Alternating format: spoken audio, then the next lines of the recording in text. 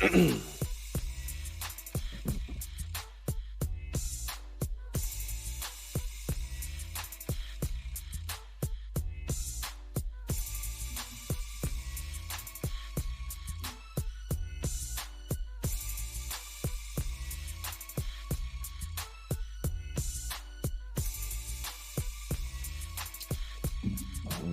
up? What's up? What's up?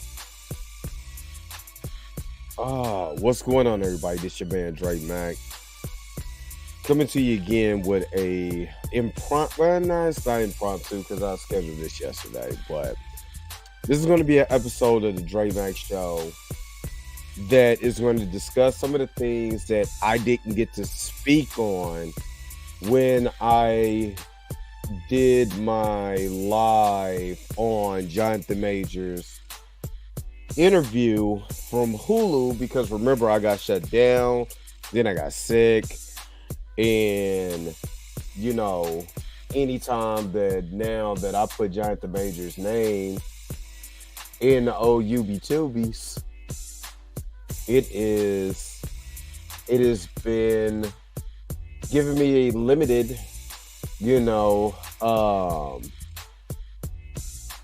ad suitability, because obviously there's something that's been going on with YouTube, and I don't know if I'm in that weird space where we call it I call it shadow banning, and if you look at it in from a TikTok point of view, I literally got shadow banned a lot on TikTok for my views, especially when it came to Ukraine and what was going on. Dog, we live in a world where you can say what you want to say, but you can't say what you want to say without, repercussions. So today I'm going to talk about it. I'm going to talk about some of the things that I miss. I'm also going to bring up LV Burke's video that she did on yesterday. Her video is important. It did, Jonathan Majors did that video, that the interview work. And I'm going to do a reaction to that. Oh, good Lord, have mercy. Let me get to some of y'all that's up in here. Flavio, good morning. This is morning to me, and plus I'm not gonna be here that long. I got a meeting at 2:00, so I'm not gonna be on here forever. I'm gonna keep this as PG as possible too. You know what I mean? So I'm gonna try to keep it as PG, as clear. So there's no excuses. There's no excuses from YouTube's fault. The universe, what's going on? Robin D, good morning. Good morning. I'm okay. It's still a little icky. You know what I mean? You know how you feel like you're gonna be sick, but you're not gonna be sick. It's that. It's weird. It's weird. Justice, know what's going on. Selena, what's going on? Remember, next week we're gonna have our members only chat next Saturday. It's gonna be in the morning. Because honestly, I mean, I'm getting off of work. This is the best time for me to do it, and I'm gonna be giving away $50. So make sure that you guys are up and at them, because I'm trying to give away some money. Sonic Deck, what's up? Big Shamage, what's up? And I'm going to talk about something. I'm going to bring up a couple videos that I'm going to talk about, because I think there's way more vindication that's been going on that we haven't really been talking about, and you can tell who's the haters, who is attacking him, and why they're attacking him. Jameer Solomon, what's going on? There's a reason why, and then because Lawyer Victoria Burke, she points it out perfectly. And there's some things that I did miss about this case that we really do have to keep in mind when it comes to the way that they're portraying this black man in the media and the reason why there's so many exonerated every single year. I mean, we're talking about Black History. We might as well get into Black History. Black History month is getting ready to come up, but Black History to me is every day. So let's go ahead. Let's get into this video again. Hopefully, you guys are happy. Hopefully, you guys are healthy. Shout out to my man Heavy Get at the Heavy Get channel, but you already know what it is. The real question is,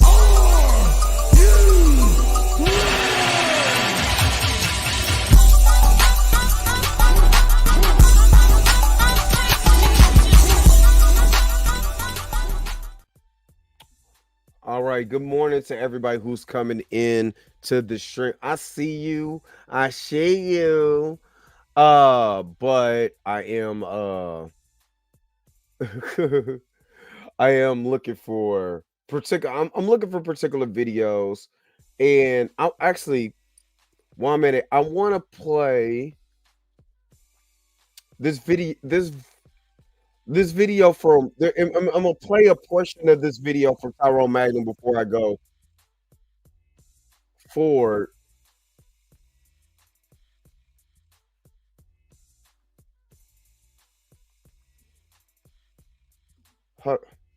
Because I want this I want this to be clear about what happens now when you say certain things. Give me just a second.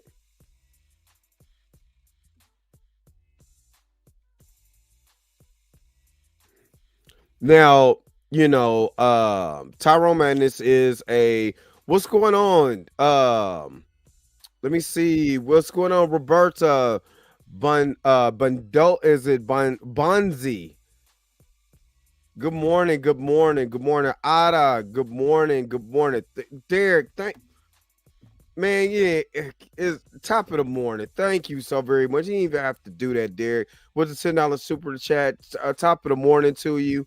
Thank you so very much. I appreciate that. Man, you guys are absolute. Sometimes I don't even be thinking about this stuff, man. I be just wanting to get you this information, but appreciate it. Thank you. Let me go ahead and hook you up.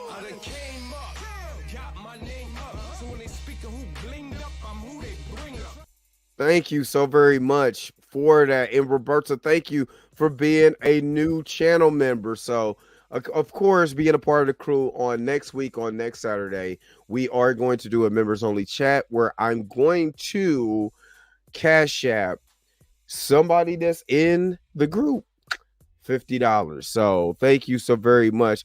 Trauma get yo, if you guys don't follow this man right here, I spent all morning the day. Well, no. What was the last time I was on live? Friday, watching this man's videos, getting prepared, rolling. This brother right here is amazing. I can't wait to just have him on to the show so he could just hang out with me and the crew, with Blue and Mika G. You know what I'm saying? Hanging out and all of that. Tromageddon gotta be one of the funniest, most creative dudes on YouTube, man. I'm not blowing smoke. Videos are creative. Did kind of this video of this parody of Victor Timely that is amazing. If you're not watching it on YouTube, go to Instagram and Tromageddon on IG. I swear to God, I could not put it down. I was going through. I know this brother was like, damn, he gonna watch all my videos, video after video after video. He's a shoe fanatic. I'm really good friends. I know he's cool with Sneaker Lover. I'm really cool with my man Sneaker Lover on YouTube and on IG. So shout out to Tromageddon, man. Coming through this morning, hanging out. Excuse me. So I appreciate him stopping by and hanging with the brother. Carla Ross, what's up? Good morning. Good morning. The Village brother, good morning. Hey, what's going on? What's going on? Frankenstein's, what's up? What's up? Good morning, good morning, good morning. And of course, Robert D is right. Don't forget to hit that thumbs up or Is it here or here with it? You already know what it is. I need to hold up. Hold up. Give me just a second. I'm about to change the look of this camera real quick. Nope. Nope. Nope. Yeah, we gotta brighten this up.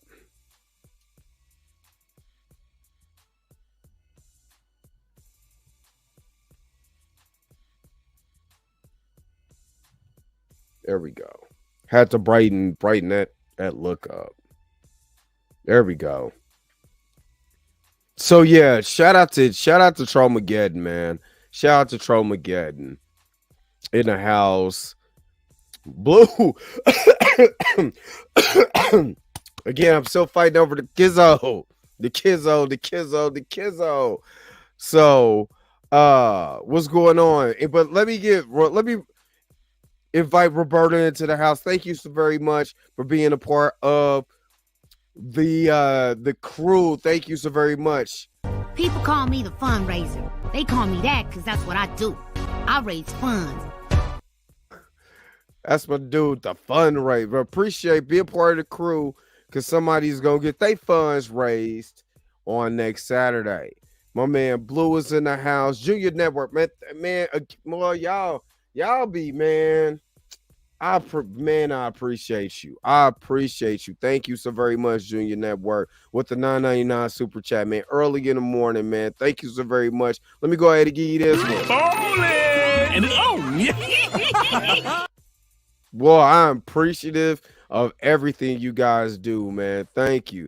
But yeah, most definitely, Trollmageddon, man. Make sure you check this brother out, man. I'm especially if you a shoe fanatic, like. You can't see my shoe collection because y'all see the rest of my collection kind of in the background, but most definitely a Jordan head. You know what I mean? And my man breaks down. Man, it's just I'm not gonna just go watch it. Dude is amazing. Top tier quality content, man. I love it, man. That's what's up. I hope everybody's having a beautiful morning. I do too. The Fergusons, good morning, top of the morning to you. Yeah, hey, Bills and Chiefs, you already know. Bills and Chiefs. Justice note, trust me, I loved every minute of it. I love a creative dude. Creative, good quality on the camera. The whole nine is just ridiculous. It went once I started filming back my collections again and stuff like that. I got to get on his level because he was killing it. Yeah.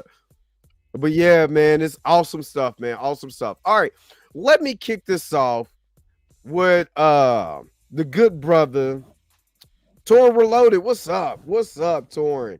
What's going on? Let me kick this off with our good brother Tyrone Magnum.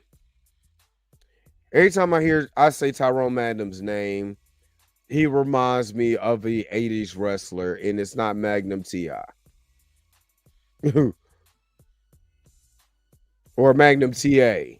But Tyrone Magnum, I'm gonna put this here, is doing a reaction video to this brother who had a Rolling Stone hit piece put on him, right? And he says something very interesting when discussing if you say something about women in Star Wars. This has to do with Star Wars theory, Star Wars fan take.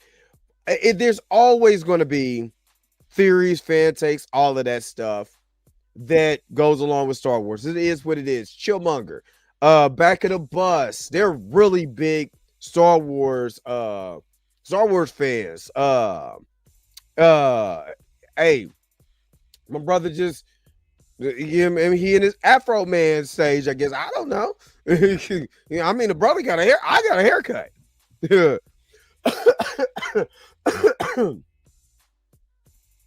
Tracy Wood, what's going on? Good morning. Good morning. I don't know. But he says something that I want you guys. I know this is a reaction to a reaction to reaction, but it's not a reaction to this. Mika G, what's going on? Get you some church. Get you some church here. Reach out and touch somebody's hand. Make this world a better place. This is me singing to you. If you can. What's up, Mika? Go ahead, get your church on, girl. Praise the Lord. Hallelujah. But I want you to listen to this real quick. Let me take this off real quick. My girl Robert D holding it down. Hey, I'm not gonna log off. Don't let me. Hey, I'm trying to sing for the Lord. Ain't that's what they tell you in church? Sing for Jesus. They don't look at it in context. It happens thousands. Hold up. Maybe millions of stuff that. Let me back up just a little bit. That's the stuff that happens. That's the stuff that happens, and they just believe it. They don't look at it in context. It happens thousands, maybe millions of times per day. If you think about all the public figures there are out there, from celebrities to entertainers, all across the board, and you think about all the lies that are spread, I'm telling you. He's talking about spreading lies and how the media, right? How the media just spreads lies. They don't look at things in context. How easy. I'm gonna rewind it a little bit. Santos Flow, what's going on? Jesus did ask for that. Don't tell me what Jesus didn't ask for. Hallelujah. Thank you, Jesus. I'm gonna back it up just a little bit so we can get a full this little part right here is so important because like I said, the only people that was mad about the Coretta Scott King thing and all of that was black people. Let me repeat that. Was black people. White publications picked it up because it was the only thing that they could really get out of this man as far as slandering his name. This is the only thing that they could do. And the reason why that was so easy, because if you look at the charges, which again, the Hulu interview did a better job piecing together this entire Good Morning America Nightline piece and put it in its full totality, full context, right? But remember when I did the reaction video to Bert and Ernie, my bad, Abba and Preach, how they had a small piece of information they didn't even know was real information. They just, whatever they heard, and they just went with it and called him weirdo and all of that. Fine, cool. But then listen to what Tyrone Magnum's, listen to what he said. Tyrone Magnus. Look at Tyrone Magnum. That's a porn star. Tyrone Magnus says, and let's keep going. And then I'm going to get into why this information going into LV Burke is important.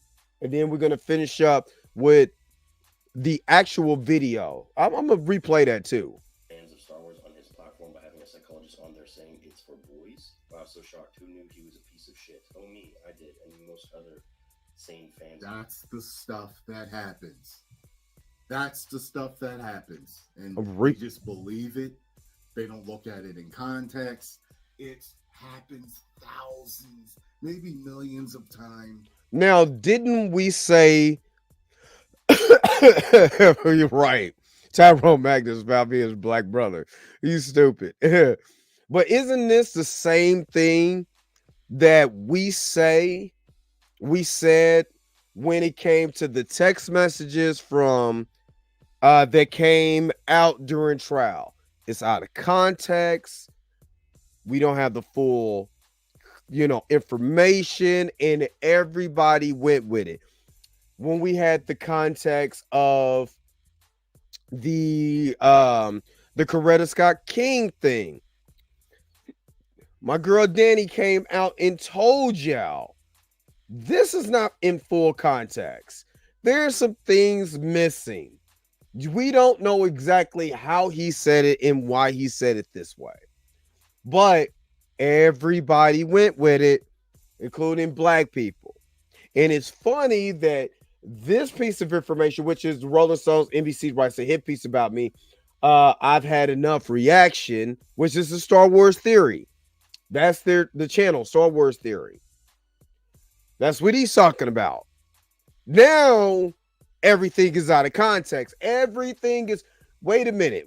I can say one thing and they throw it out of context. Are you telling me the media will take a small portion of what you say and take it out of context and people will believe it? But because now this is a fellow YouTuber, oh, wait a minute. I got to defend this. I got to make sure that I'm on the up and up with my fellow YouTuber, because look, it happens all the time. This happens countless of times. I've seen this. They'll run with stuff. It's out of context, yada, yada, yada. Now, I swear, and I'm about to get to this part that I missed, that I didn't get to cover in my initial video because I didn't get to go there. I didn't get there yet, but I'm about to go there now. I'm not gonna play a lot of it. I just want to play these portions, and in this portion, I want to make sure to play with this brother. It said not Jonathan Majors, but one of the people that NBC brought on to, I guess, give an analysis of the psychology, I believe, of Jonathan Majors. I don't know. But let me just play this part. And we're going to talk about the information that is thrown out of proportion that I didn't get to talk about the last time. Let's go. Because I missed this part. I missed doing this part. I didn't get to do this part. Bad. There exists a history in the criminal justice system and also within celebrity culture of prominent Black figures, particularly Black male figures, being falsely accused. This is a major pillar of Major's defense team. They also bring up the question of what role does Major's celebrity play in this? And okay, so I'm going to keep this brother's face on here. Well, not right now, but I'm going to keep this brother because it's something that he's talking about. I want to rewind it because he's talking about what major role does Jonathan Major's celebrity play into the overall context of the trial. This is something that I missed, and I think this is Melvin Williams, associate professor at Pace University. So he's going to give some analysis, but I want to replay what he says. You know, the country. There are elements of it that are just bad. there exists a history in the criminal justice system and also within celebrity culture of prominent Black figures, particularly Black male figures, being falsely accused. This is a major pillar. Now, if we know, let's I want to be able to explain this in a way. Excuse me. Sorry, y'all. Still fighting the cold. I want to be able to explain this in a way because there's something he says later on in the video that I'm going to get. I want to get to. If we know that there is a problem in the criminal justice system that people get falsely accused all the time. Where was the grace for Jonathan Majors from the Black community? Especially when, he is talking about what he sees himself as. We ask so much from our celebrities that, what's going on, Ernest Claiborne? What's going on? We ask so much from our celebrities that we forget that we also ask our celebrities, to be pillars in the community, speak on our behalf. You got the money.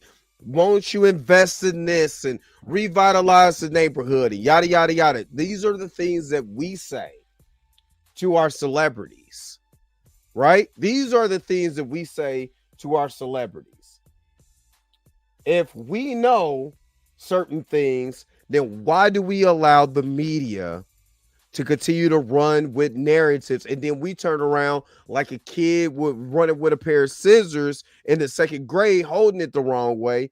We go around and we do way more damage than our white counterparts. If we know, now that's an associate professor of Pace University saying this, right? Let me get to Lauren Victoria Burke, and shout out to her. Amazing coverage ever since she came upon the Jonathan Majors story and started talking about this. I want to go to some of the things she's saying in her video. Said, no, this isn't working, and I should have walked away. And I didn't. Did Nicole Badera actually watch the interview? And the reason I ask that is he didn't show any remorse. Really? He actually did.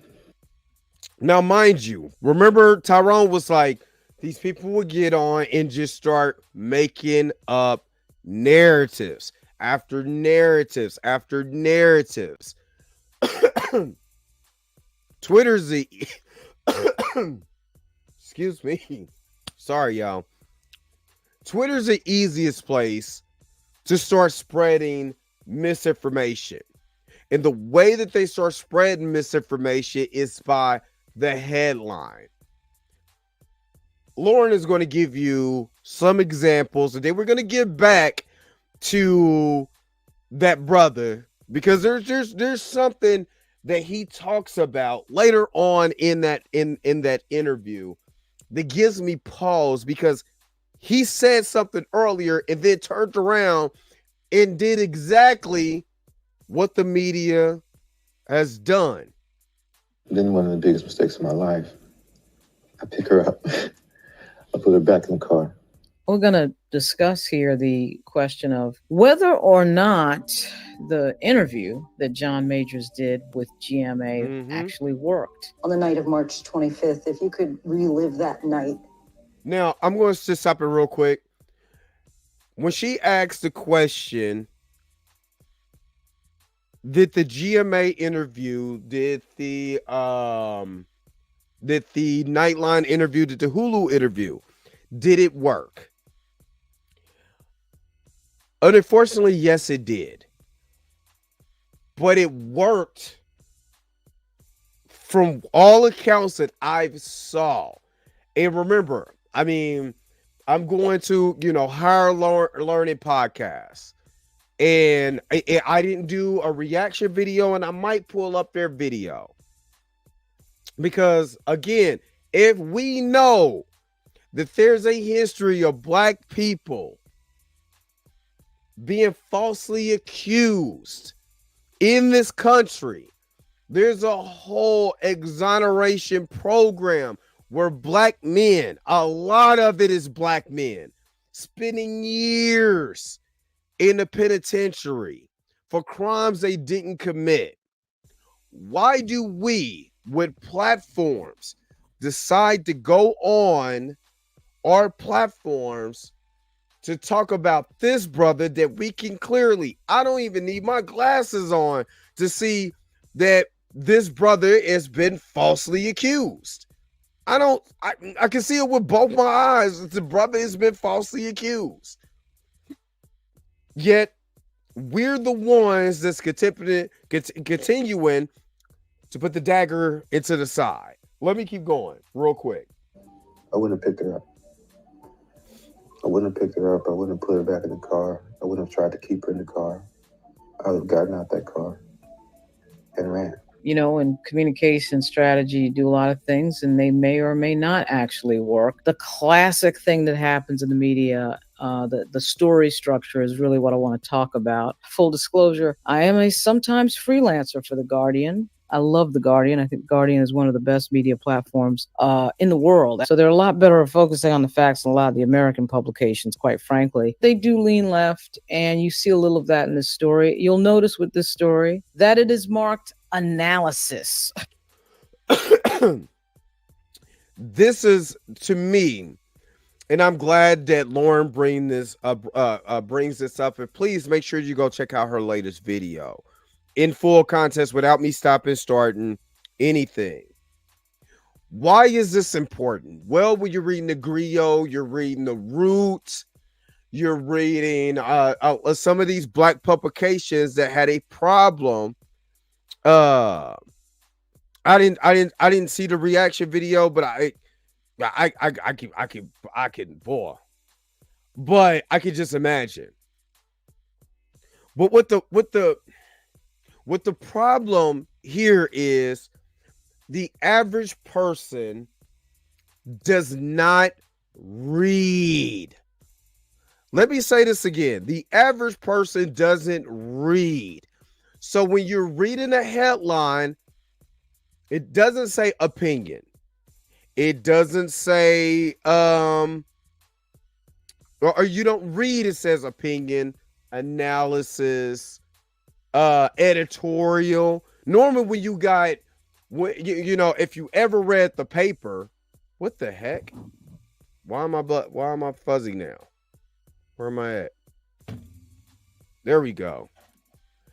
Back in the day, when you read a paper, when you read that paper and you wanted the opinion, it would say opinion. It would say editorial. This is from the editor. This ain't got the thoughts, opinions in whatever is the thought. So whoever wrote this mess, they don't do that now. They just write, they write their pieces. And it always has a hint of biasness. Matter of fact, it has more than a hint. It's a good, you can smell the aroma in the air, right? You can smell the aroma in the air. And this is what Lauren talks about. Let me keep going.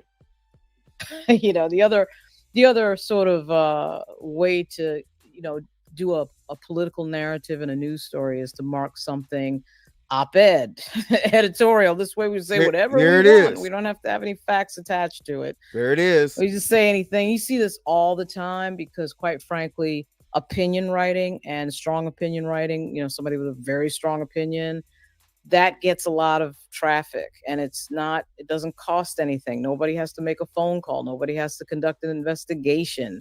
Nobody has to actually read or study anything. They can just be, I'm talking about this thing that I want to talk about. I see a lot of times in a lot of publications, a lot of attention paid to,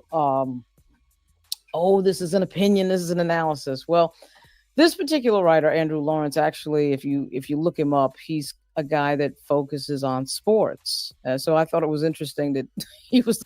To see again, a lot of the people who are writing or coming out and saying a lot of things that don't have any of the backing to it are just say or like she says, Andrew Lawrence focuses on sports. why would a guy who focuses mainly on sports would want to all of a sudden talk about Jonathan Majors? Well, Jonathan Majors was the new hotness, right? It was the new hotness. And the also the other hidden undertone is that a lot of black people showed their bigotry and hatred side. I know that's kind of hard for you guys to grasp, but black people can be bigoted towards other black people. Why? Why is this important? I'm about to take her off for just a second. And shout out to Lauren, going over the 3K mark. She's been killing it. This is an amazing woman, just awesome. Well, because when you find out that the hottest celebrity, because this has happened, that the hottest celebrity in the game, right? This guy is hot, right? Hot fish grease, is secretly liking, in the words of Dr. Umar, the snow bunnies, right? Oh, hell no. See, that's what happens. They get rich and then they start messing with white women. Don't we hear that all the time? Isn't that what Kanye said? You know, and when I get on, I'll leave your ass for a white girl. Now I ain't saying she's a gold digger. Now me when I'm in need. Hold on, cause I saved this. I want to put things in perspective. Remember, start off with Tyrone Magnum. People be making up stuff. People be just making up stuff, and people go on Twitter and believe it. Isn't that exactly what that article just did about Jonathan Majors? No, it's his analysis. No facts, no nothing, because the man was messing with a white woman. Now, this is about to get crazy. This was from DL Hughley on yesterday. This is from DL Hughley on yesterday. And I want to put things all in perspective, because again, this particular video might piss somebody off, but this is something that I see. Let me full screen this, because this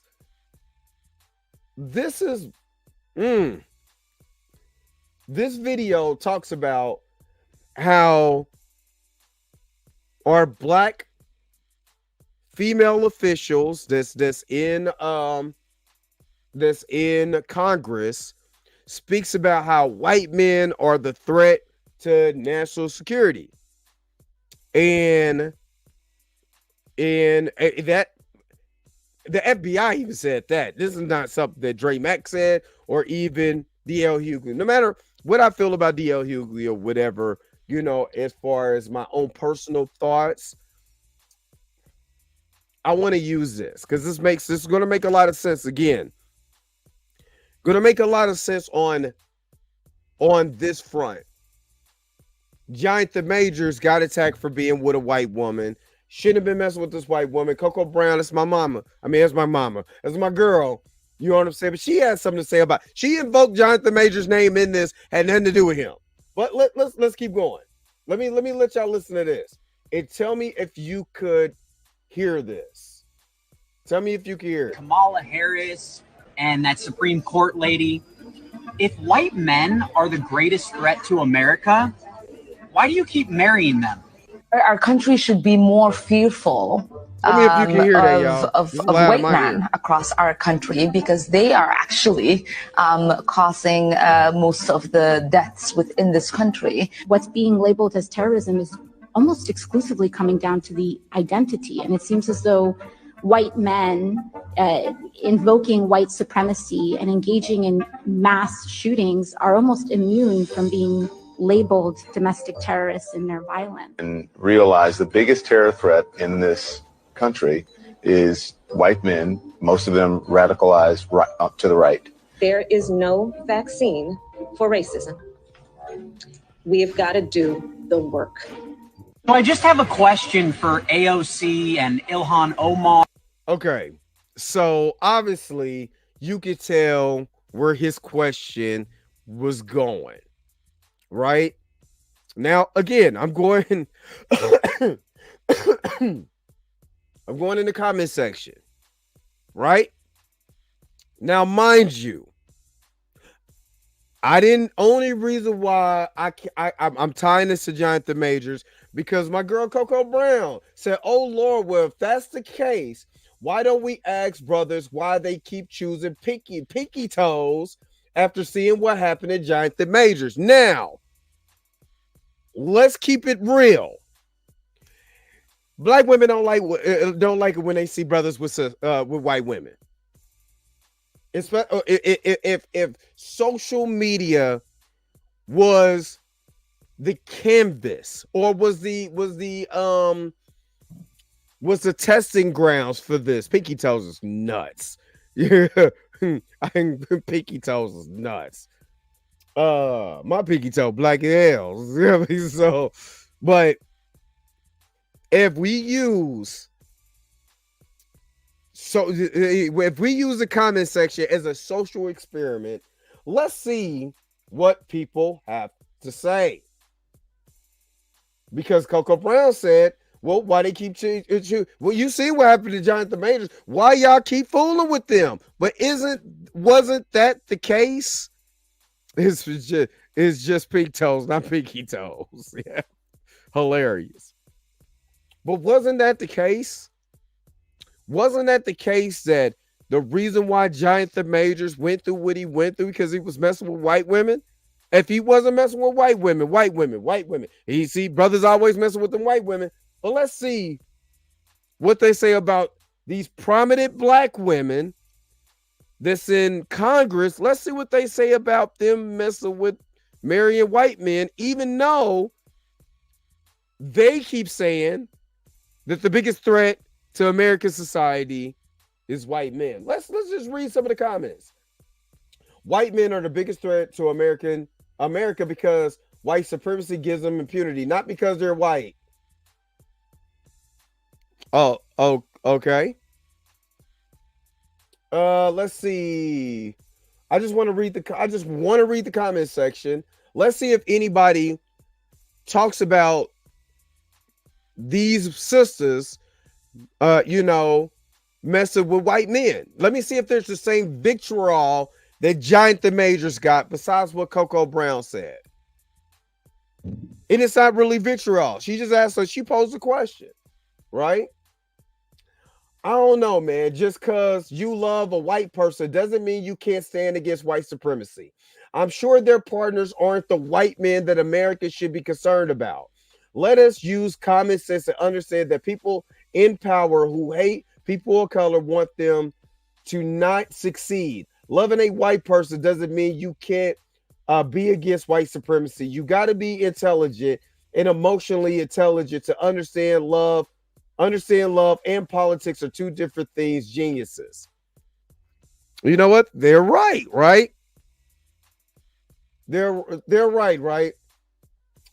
I ain't gonna lie, not to them, but I'm gonna skip the white comments because this is not who I'm talking to, or this is not who I'm looking for. Not looking for y'all because I already know what y'all gonna say. All white people ain't like that. It's the truth. It's the truth. I'm not saying, but I already know that answer, right? This is dumb because they are white men who aren't racist. Hold on, wait a minute. James Jefferson said Dr. Umar would approve this video. They're talking about Republic scum, white supremacists. A child would understand this. Wait a minute, hold on, wait a minute. The question is like saying Bernie Sanders and Mr. Grab 'em by the P are the same because they are both white. Yamanika, Y'all know, yeah, if y'all know I don't like this Negro, I don't care what nobody say. Yamanika is a comedian from Comedy Hype. This is a self-proclaimed black man hating woman. Because I'm gonna show you exactly why.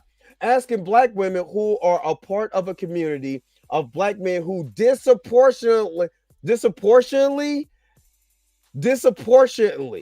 proportionately date, marry outside their race. Why they also are dating, marrying outside their race instead of fighting over the few brothers that are left is wild. You know what's also wild is that black men 85% of the times marry and procreate with black women.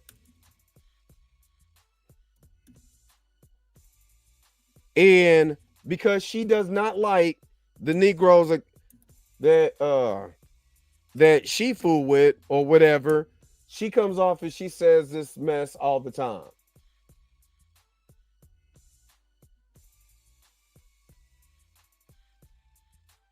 And I'm about to just so we're clear. Just so we're clear about who black men date,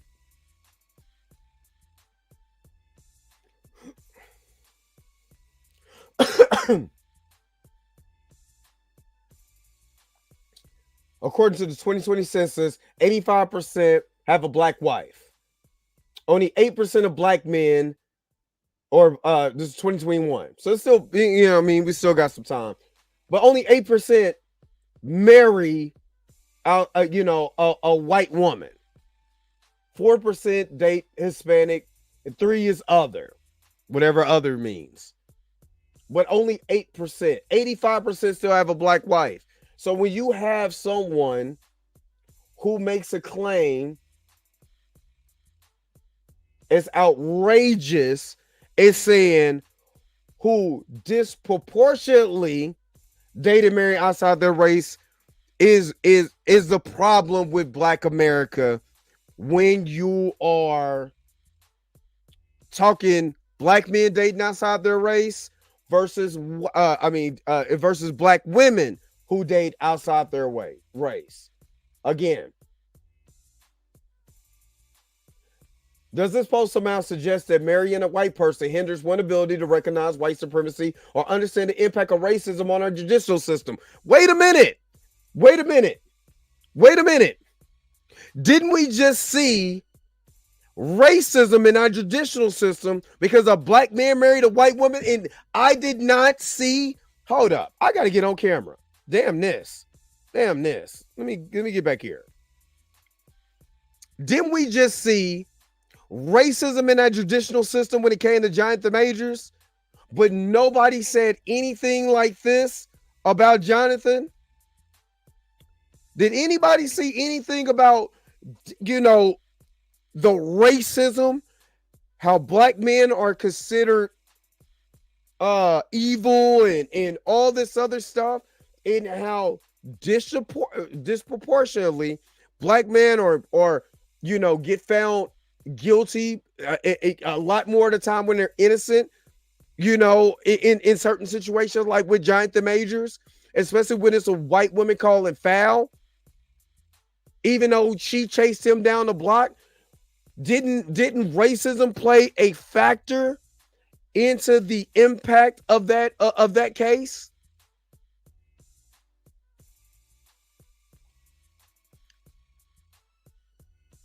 Please, somebody. Am I tripping? TLI bet she is less angry now. She is probably in heaven. But aren't we seeing? I'm sorry, I didn't get to you guys' comments. But aren't you seeing? Y'all seeing what I'm seeing?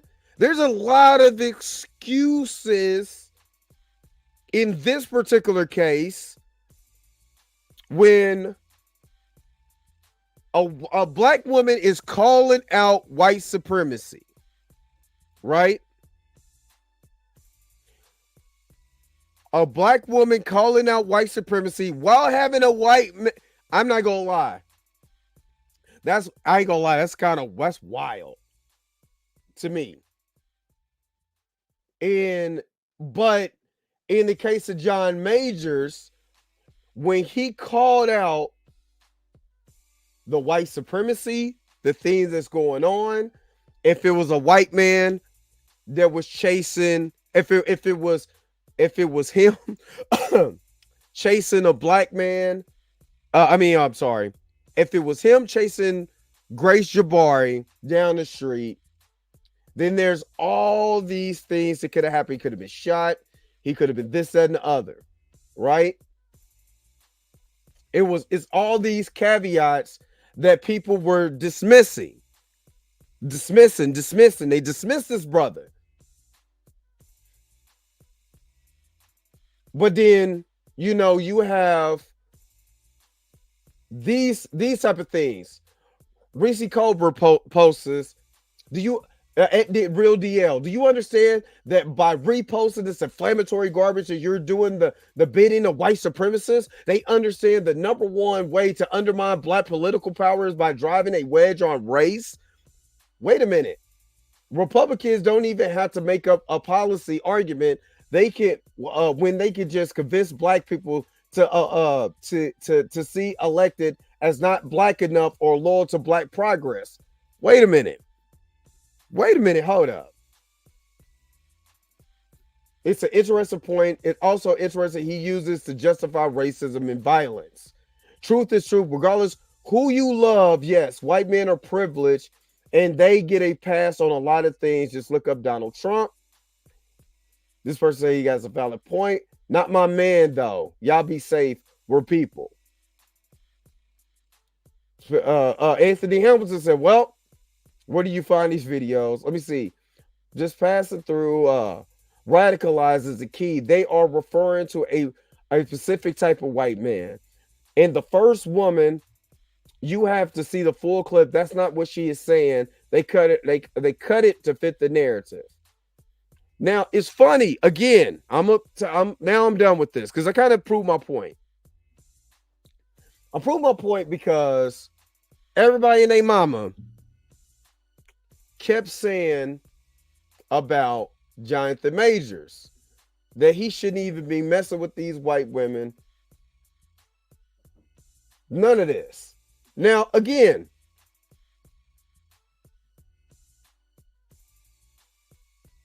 I keep a receipt. I keep a receipt.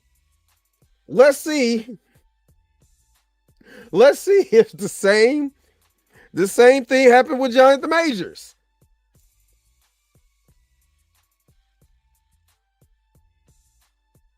Let's read the same.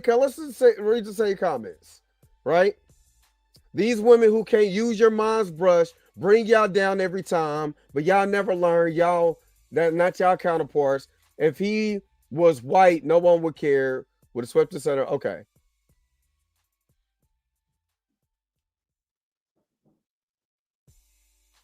Let's see. I'll be saying to the man them, we can't protect you if you ain't going to pick our community first. Wait a minute. Hold up. Wait a minute. Now, how on one end you're saying, well, when they call out the racism with white people, when a black woman is married to a white man, love is love. You know, they're calling out these radicalized people. You guys are tripping. This and the other. This brings a wedge into what we got going on, what we trying to do, yada, yada, yada.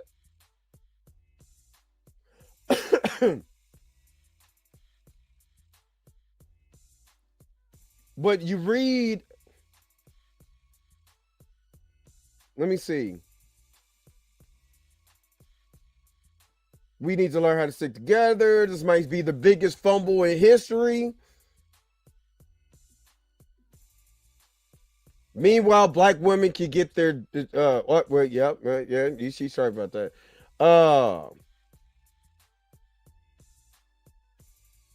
Hold up. Keep telling y'all you Giant the Majors, not Johnny Depp. Leave them folks cheering be. Wait a minute.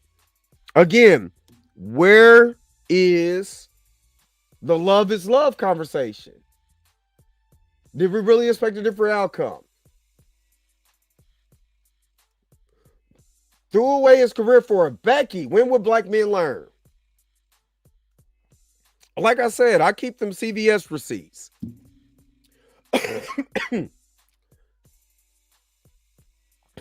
Sorry. I'm trying to teach y'all something that it's not fair when black men, when the shoe is on the black man's foot, especially when we know what this brother is saying. I'm always bring it back to this.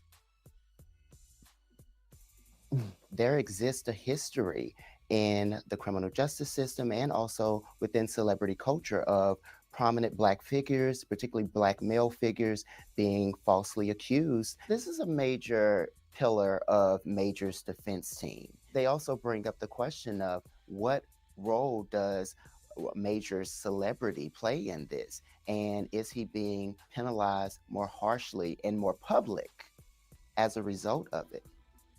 Now, of course, we see Uncle Ruckus, aka Alvin Bragg, on the screen. I'm gonna take that.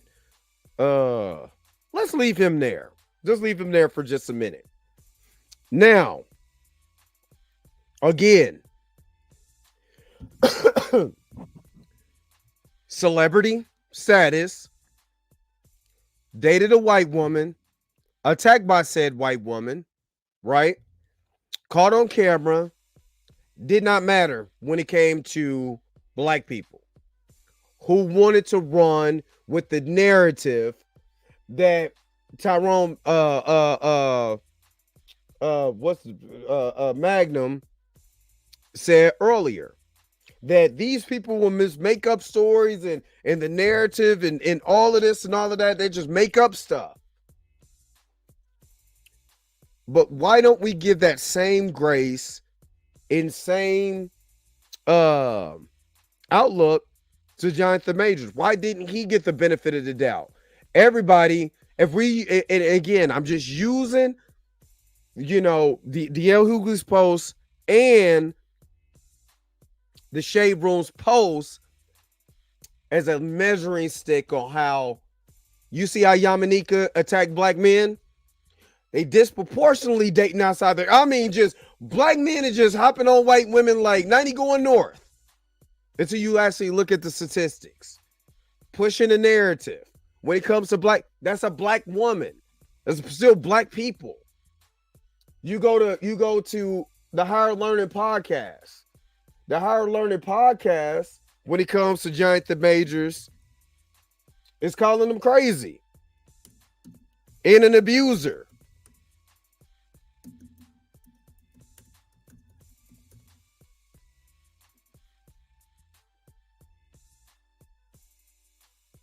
Don't believe me?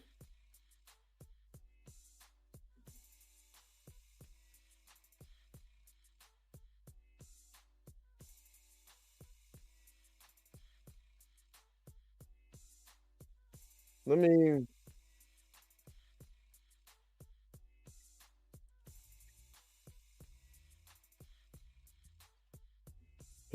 give me a second.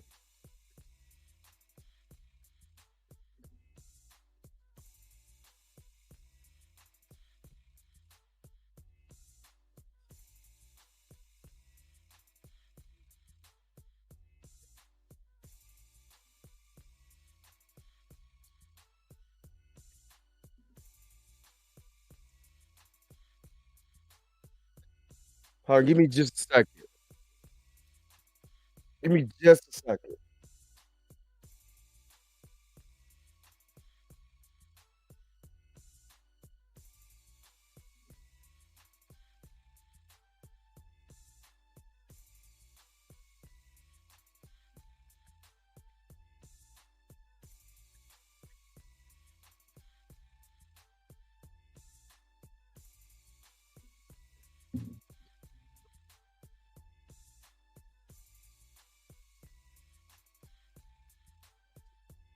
Um,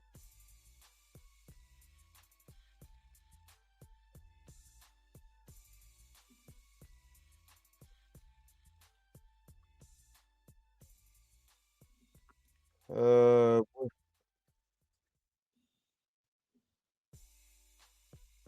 give me just a second.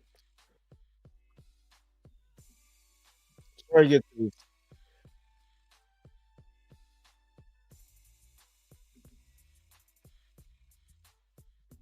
Hold on, I'm trying to get to this.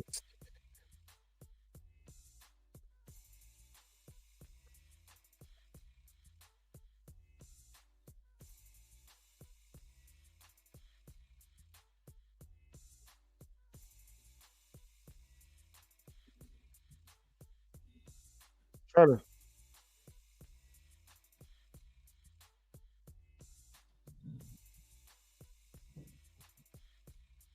This is all.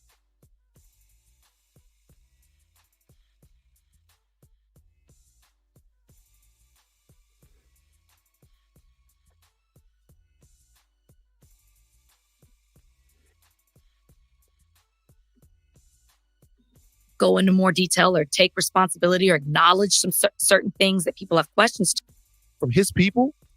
They've comported themselves in a way that makes it look like they're too good to actually address the severity of what's going on here, of what this actually means. They haven't been able to. Give me just a second. I'm trying to get to the exact point he's talking about. It. Well, let me ask you this. When you found out he was doing an interview, were you shocked? Yeah, I was. I was too. It was a little, not that it was quick. Well, shocked for a couple of reasons. One, it is quick. Two, it was ABC, Disney, affiliated with Disney. So I don't get in trouble. I'm gonna stop it a little bit.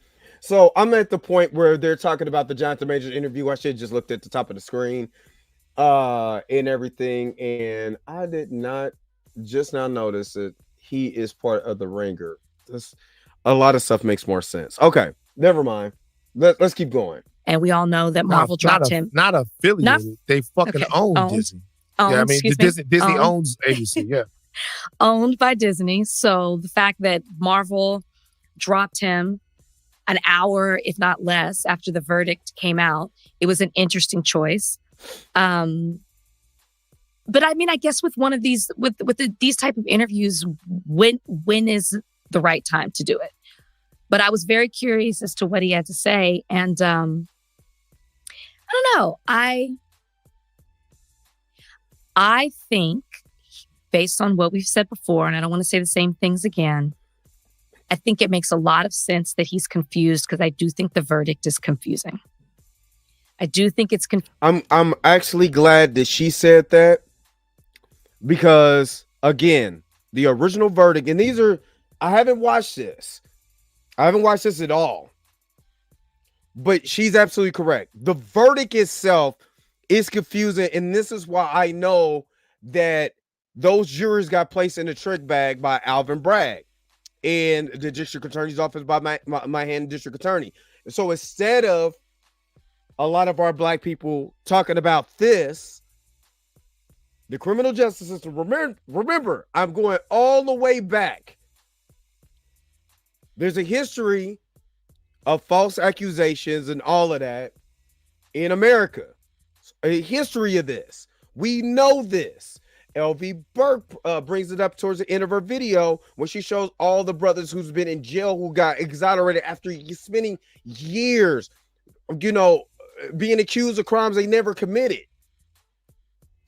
So we know that this stuff goes on, right? We know that this stuff goes on. People make up stuff. They get their yes,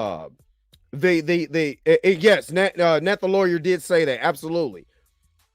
You got all of this stuff going on. You know this. How can you charge someone with reckless assault and not the assault itself? I cannot accidentally cause an injury if I didn't intend to injure you. That doesn't make sense. And Harassment is a violation. It's a city ticket. But let anybody tell you, you know what I'm saying, this man was harassing her, you know, like Cable Guy or something. And again, this is stuff that I missed that I wanted to cover. So I'm glad she's saying this. Let me keep going. Confusing to say we don't think that you did this, but we still feel like you physically caused her injuries. Based on the evidence that we've seen, of course, we weren't in trial. We weren't there for every single detail. I thought it would have been an all or nothing and not see them split the baby. So the fact that they split the baby, I can see why you would be confused by that. But in listening to him do this interview, I don't think he was taking into consideration that juries are human beings.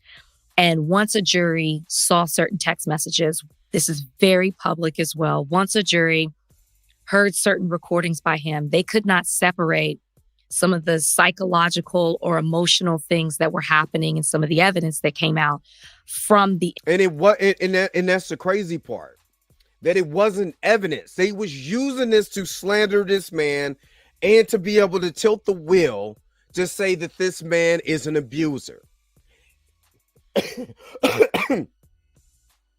And I'm going to go back to the Hulu video where he comes out when he's talking about said text messages that we're talking about here, and how he's like, I don't even know what she's talking about. So it wasn't about, so again, this proves, and this sister is actually proven that the criminal justice system did not go off the actual evidence itself. It went off in an emotional beat to say that this man is an abuser, which is wrong.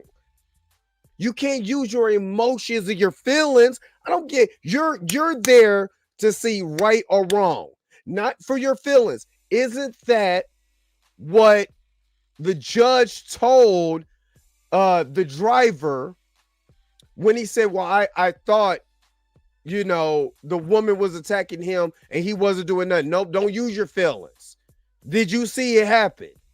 But yet they use the same feelings and emotions to convict a man that should not have been convicted in the first place, because it had nothing. Those text messages and those, the Coretta Scott King thing had nothing to do with the actual evidence that happened on March 25th. So again, it goes back to Tyrone. People using information that's out of context and it's just plain old wrong to hit this man with something that was wrong. Let's hear what Van has to say. Incident that happened in March of last year. All right.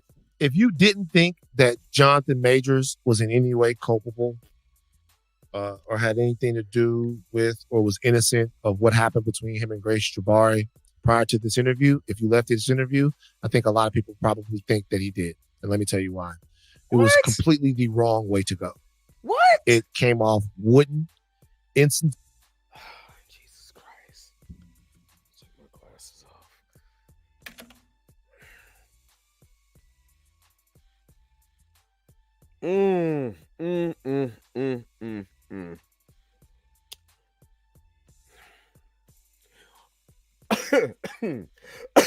I'm sorry, y'all.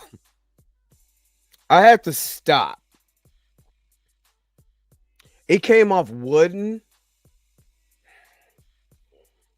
Let me keep going. Sincere, self-aggrandizing. I just don't understand why you would do it. The sentencing is still on the table. You sit down. I want everybody to understand this. All of these celebrities, like, there's a different era that's out there. The big prestige interview where you sit there and. So he wanted him to go to Club Shay Shay. You want him to, what do you want? First of all, has anybody else seen a Jonathan Majors interview? He's very reclusive with himself. It's almost like, it looks almost like he's uncomfortable. He talks very slow, proper, all of that. And yet, Van is saying that this man looks guilty. Like he just, again, very introverted. Yes. When someone of the black community, I'm prior to this, I was a fan of Van. Especially coming back, all the stuff that he stood up for with TMZ and all I know him from is TMZ.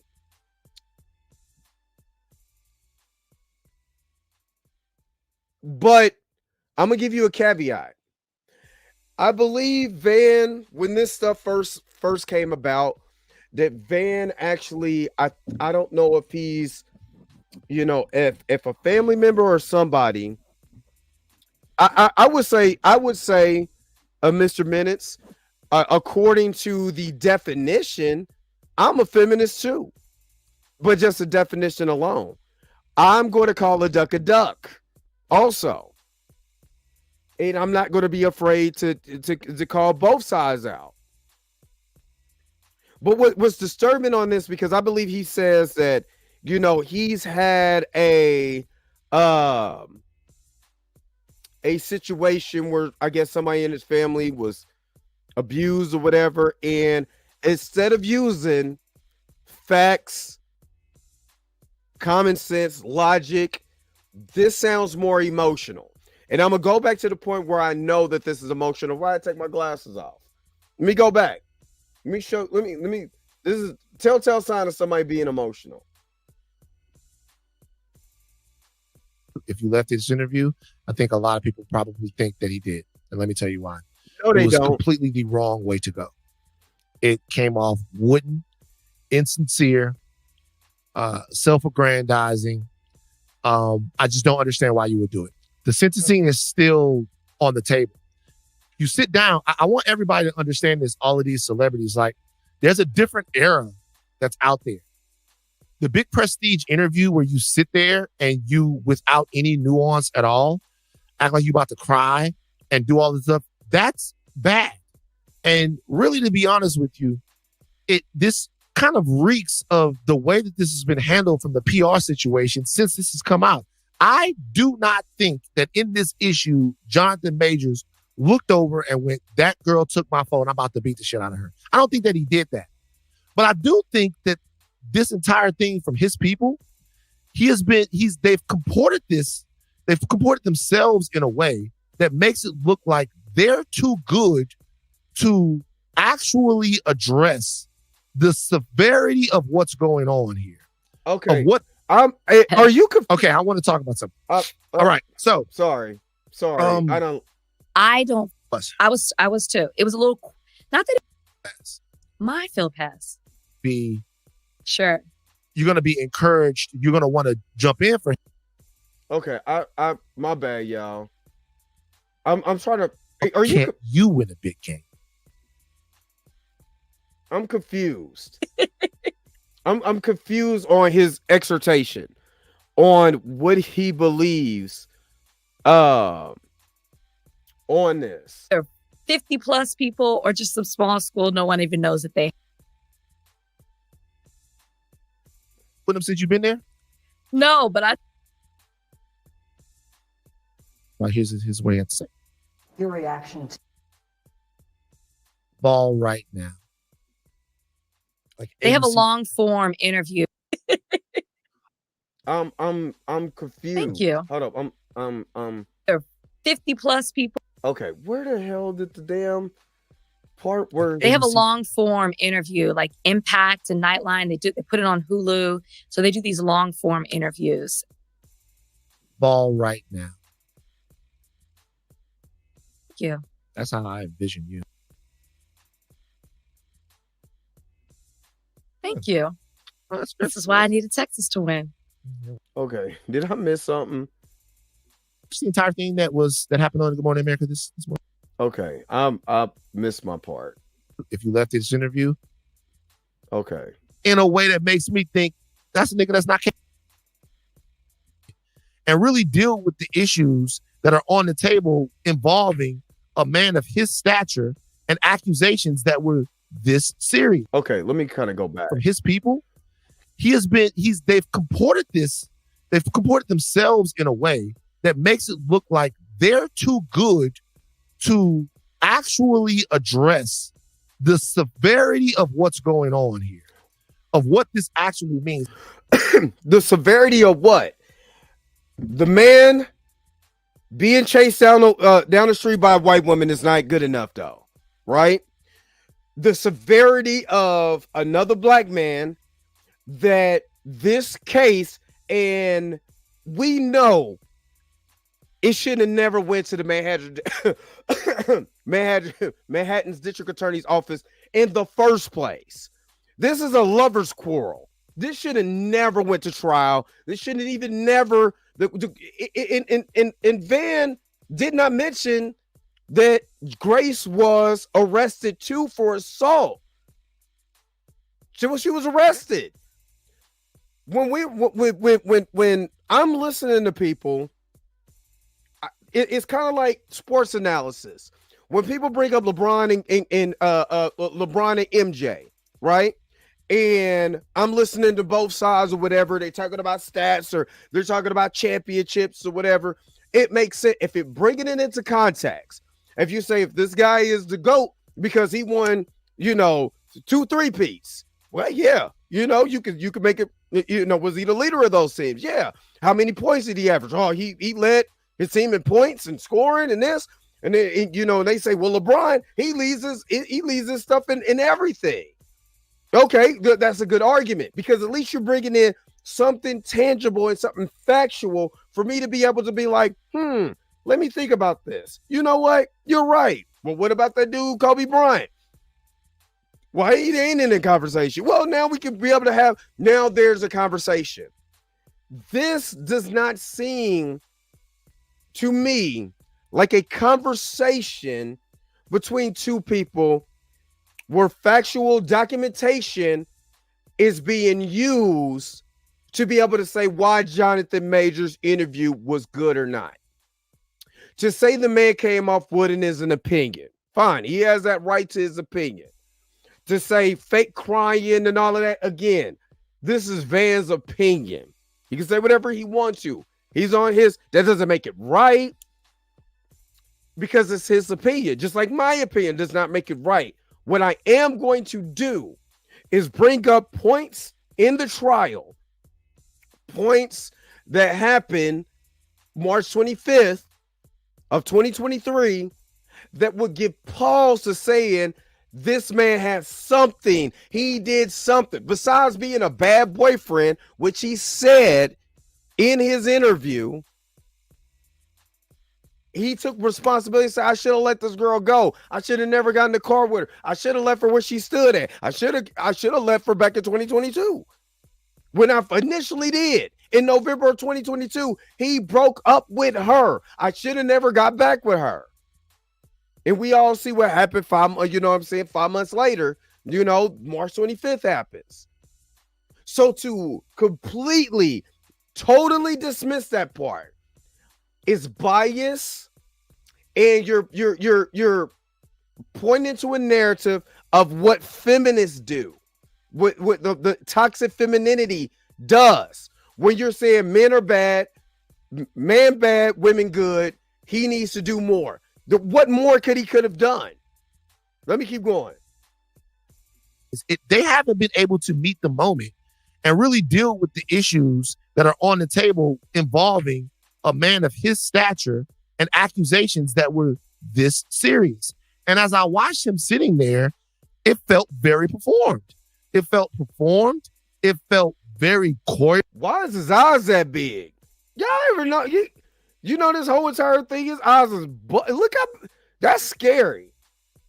It's damn near terrifying that his eyes is that damn big. Anyway, even she can't look at his eyes. But to say it's performatory after I've watched interview after interview of Jonathan Majors, I can't say that. But again, this is this man's opinion. Choreographed, it felt, I'm not in any way relating. But he already had his mind made up months prior to this. When the actual verdict came out, he said he literally called Jonathan Majors an abuser. For responding to him in a way that makes me think that's a nigga that's not capable of that. So, right. and to me, and immediately dismisses his whole thought. We just called a man a nigga. Then this nigga can't get his shit together. You already dismissed all your whole thing. You dismiss this nigga you dismiss this man as just some old nigga that, you know, like this is like he a rapper or something. Like he's not, like this Yale graduate with his master's not capable of a conscious thought. Like he's not introverted or anything like that. Just totally dismiss that. The self-importance. She asked him about play the answer to the Coretta Scott thing, King. Play that. Through it all. There it is. This is what Negroes are mad about. It had nothing to do. I don't even need to go any farther. I honestly don't. I am, but I don't even need to go any farther because this is what it's about. And I'm about to go back to the Hulu video. This is what this was about. It had nothing to do with right or wrong, what he went through. This is the same thing I said about with the shade room and nobody had a problem with black women that's talking about white supremacy and all of this. Oh no, love is love. They need to sit there. They need to stand up for the white man that they are with and call out white supremacy and this, that, and the other. Black man was like, yo, I want somebody to have the grace and the knowledge of Coretta Scott King. How dare you? How dare you say that to that white woman? Matter of fact, he gonna double down on it, and I can't believe he doubled down on it. Watch. I don't even have to be Negro Dominus to find out this, but watch. I already know he's about to go ham on this. Major's new girlfriend, actress Megan Good, has remained by his side, even present for our interview. How would you describe your relationship? She's an angel. She's held me down like a Coretta, you know? I'm so blessed to have her, you know? The relationship is still fresh, but, you know, I think I found her. Okay, that's not good enough. The substance of that question is not about what you think. The substance of that question is, hey, you didn't say you're trying to do these important things, or you said you are that important. You said you are that important. You are doing these things, and you need your woman to take stock of that. I'm not going to go back and forth and legislate with this man about how important he is. But what I'm going to say is, even as you sit there and you're talking about Coretta, it seems as if you are someone that can't be bothered with all of this. And that's the... Kitty? Shit. We're not talking about a murder trial. We're not talking about first-degree assault.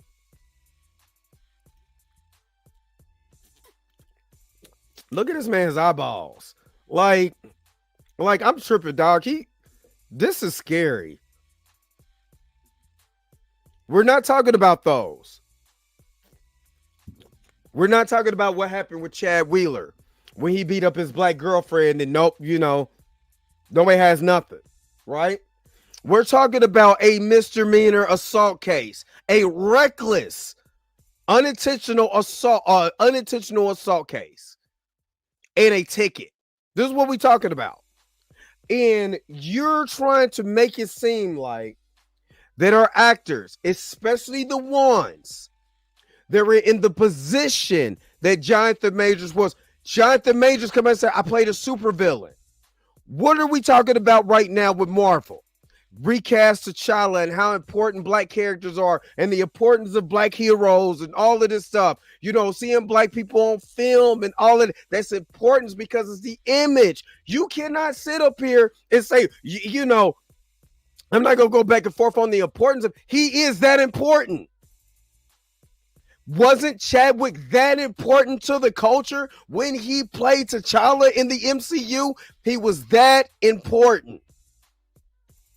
He used that celebrity status asked T'Challa to go visit children's hospitals when he himself was battling cancer. Isn't that not important?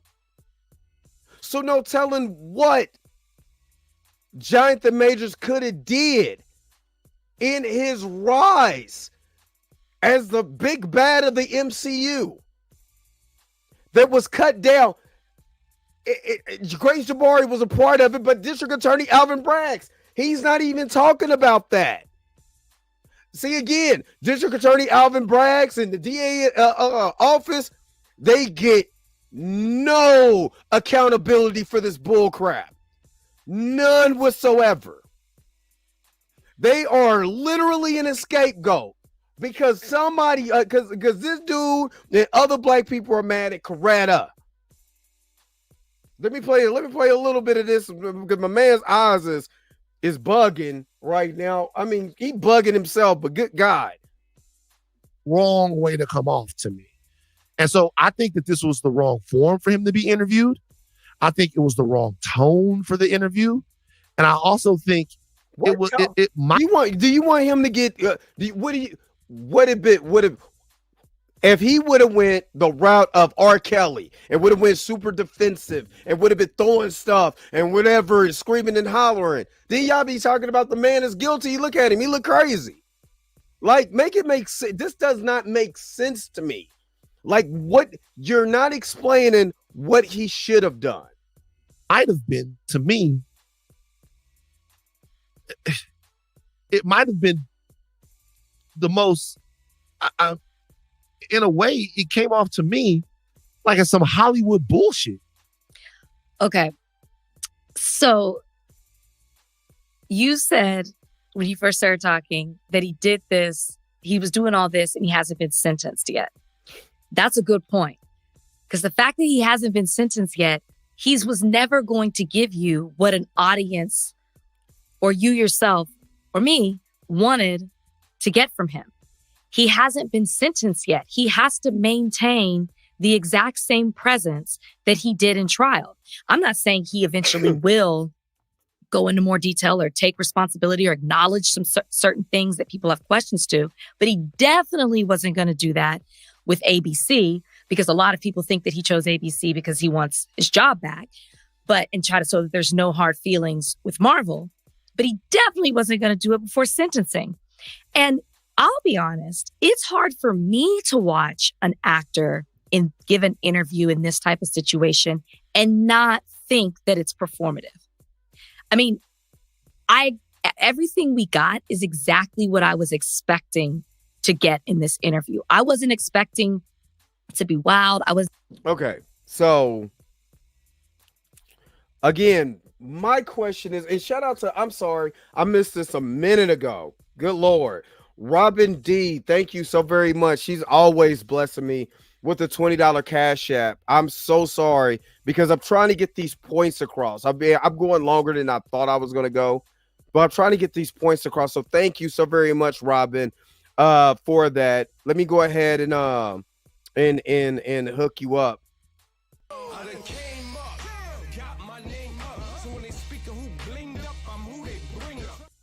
I even forgot to put that scroll down. But in this, again, you know, I think what bothers me so much is that no matter what Jonathan Majors could have did or could have said, it wouldn't have been good enough for Van. It wouldn't have been good enough for Van.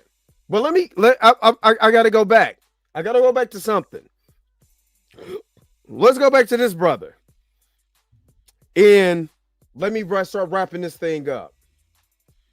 The significance of that for Black audiences at large. Amplify historical figures and Black narratives. We cannot underestimate. Hold up. Let me go back. Intentional choice of roles. Jonathan, search here loud. Ones that amplify historical figures and Black narratives. We cannot underestimate the significance of that for Black audiences at large who have largely been misrepresented and who have been hungry for more nuanced representations of their lived experience that Jonathan Majors early in his career makes it a point to provide and makes it a point to intentionally pursue. After grad. So remember when Van just said that Jonathan Majors wasn't important? Remember, he just literally said that, you know, you think you're too, you know, instead of answering the question, you know, about, you know, how did he phrase it about, you know, your importance or whatever, you just seem like you're too above this and that and the other and yada, yada, yada. He's too above it. Well, when you're an actor and you're a Black actor, the main thing we talk about, why do brothers got to wear the dress? We had that conversation comes up. Why does we don't have enough roles to show us in a better light, better understanding, you know, all of that. And when a brother like Jonathan Majors and others decide, I'm bucking the system. For one, it's courageous. I'm bucking the system. I'm going to go out for roles that shines a better light to my community. And in shining that better light in my community could be able to see me in these roles in a different type of way to be able to encourage them to be greater. We don't always have to play thugs and gang members and prostitutes and dope boys and all this other stuff. We could be other things, right? But according to Van, if we do those things, well, I can't say that I'm important to my culture. I can't say that. I can't come out and say that I'm great. I can't come out and say, you know, I need a woman who could be able to hold me down like a Coretta. I can't say those things. You know what I mean? It's almost like when Muhammad Ali was calling himself the greatest and people hated him for that. Like you tell me I'm not. That's my opinion. Oh. Give me just a second.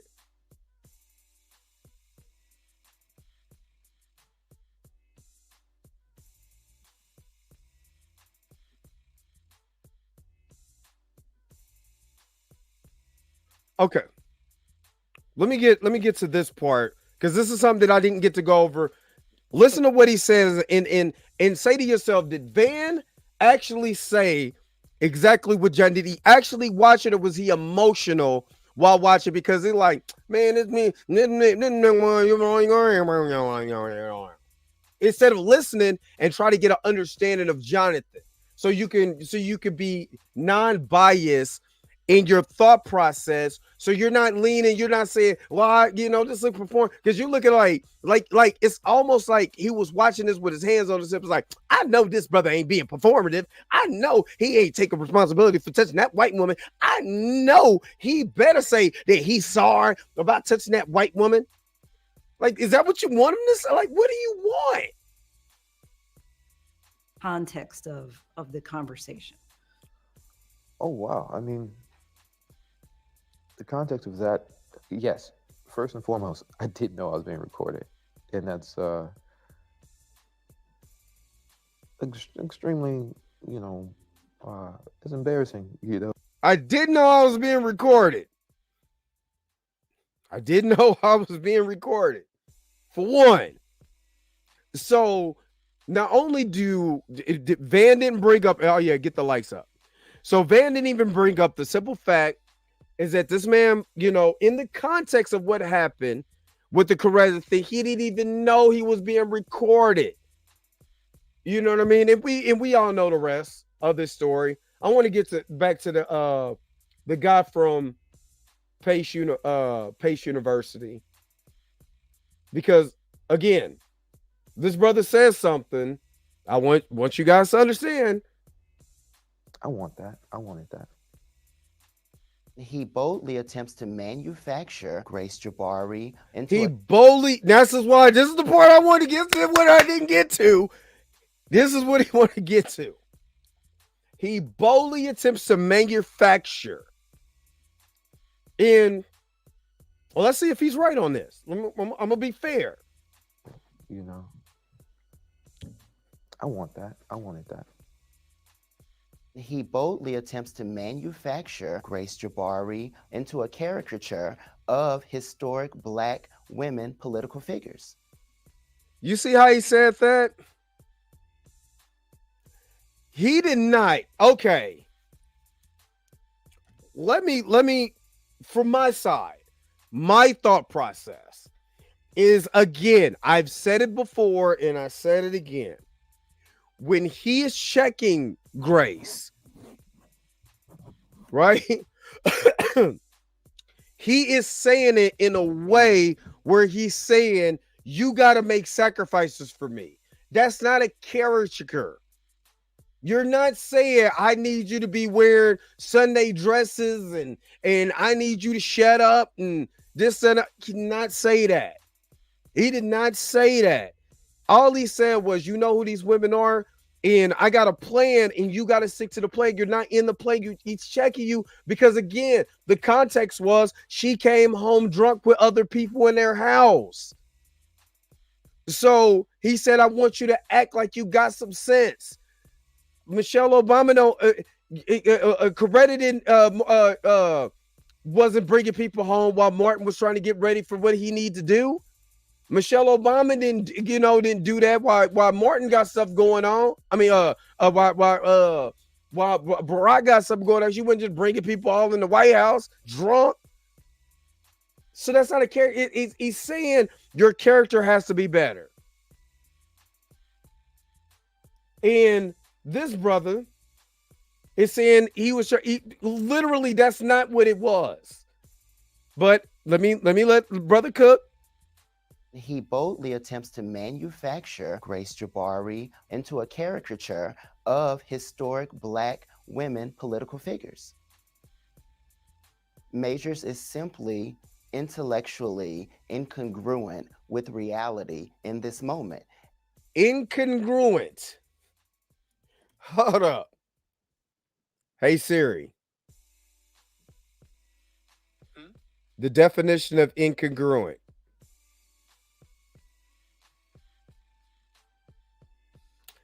Chemistry of dissolute. Hold on. Stop. Stop. Damn, Siri. It basically is saying he doesn't have he's trying to say Jonathan Majors didn't have the capacity to be able to rationalize Grace Jabari to be an historically Black woman. That is the problem.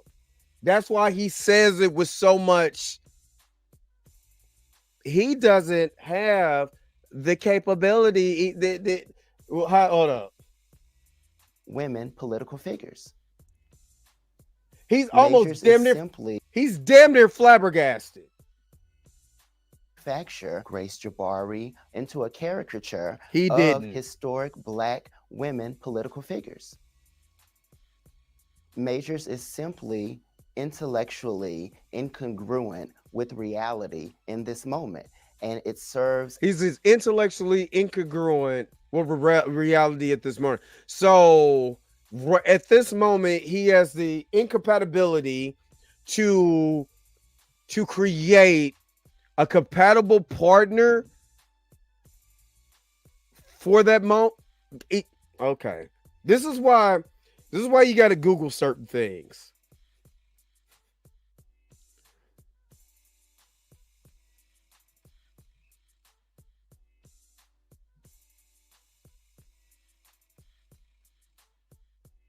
Hold up, because incongruent basically means incompatible. Of melting, dissolution, or other processes affecting the components of alloy. That's not even that. I need just the Webster Dictionary. Incongruent. Let me see.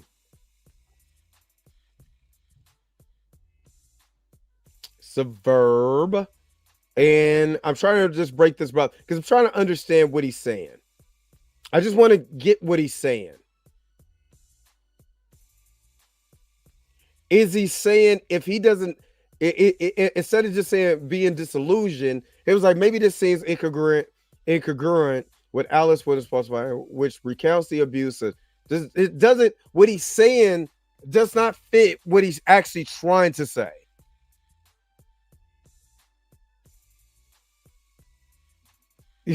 People who wear ties use words that you gotta Google, because if you listen to him like, oh snap, but what he's actually saying doesn't make sense in the text that he's using.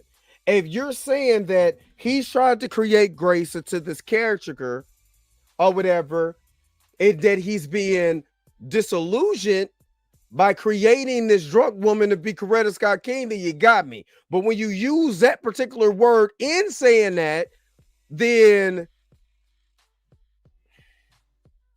in the context, in the definition of what you're saying, does not make sense.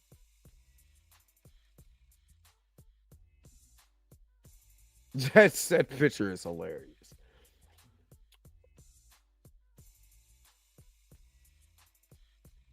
At the same time, the way that he said it and tried to convey it, I get what he's saying. He used that word in the wrong context in this portion. As a slap in the face to members of the Black community. And this is what it. Did you see this? Did you see the shimmy at the end? That's where everybody's mad at. Had nothing to do with anything else. Van Lathan is mad at this. Again, this goes back to my original point, and I got to see this man shimmy at the end. Intellectually incongruent with reality in this moment, and it serves as a slap in the face to members of the Black community. He was pissed. He was pissed. So what did we learn? We learned to the members of the Black community. What did we learn? Well, two things that I noticed is that the people that are going against Jonathan Majors are using emotional ties in their own thought process, which is fine, to make their own conclusion or whatever what they think of Jonathan Majors, right? But did you see that y'all are funny?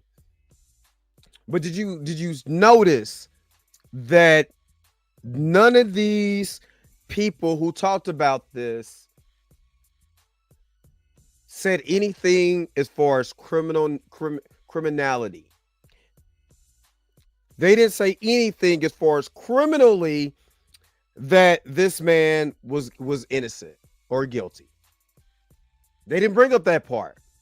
Black people are mad because he told a white woman do you know who Coretta Scott King and Michelle Obama is? So if they were mad, just think about that one black woman, and I didn't even bring this up when I was talking to Danny, but just think about what that one black woman, because he didn't get judged by a jury of his peers. Van ain't gonna tell you that. Van ain't gonna tell you that District Attorney Alvin Bragg has been targeting black men or anything like this. Not gonna tell you that. All right. I'm not gonna say anything about that. The brother for Pace is giving his opinion. He brought up the historical context of what happened to black men, but the only thing he was really, what you could tell where his energy shifted, because he had to shimmy. I know that Jonathan Majors did not just say, well, his eyes was like this, did not just say that he needs a white woman to be one of our historically black women. In that's just a slap in the face to everybody.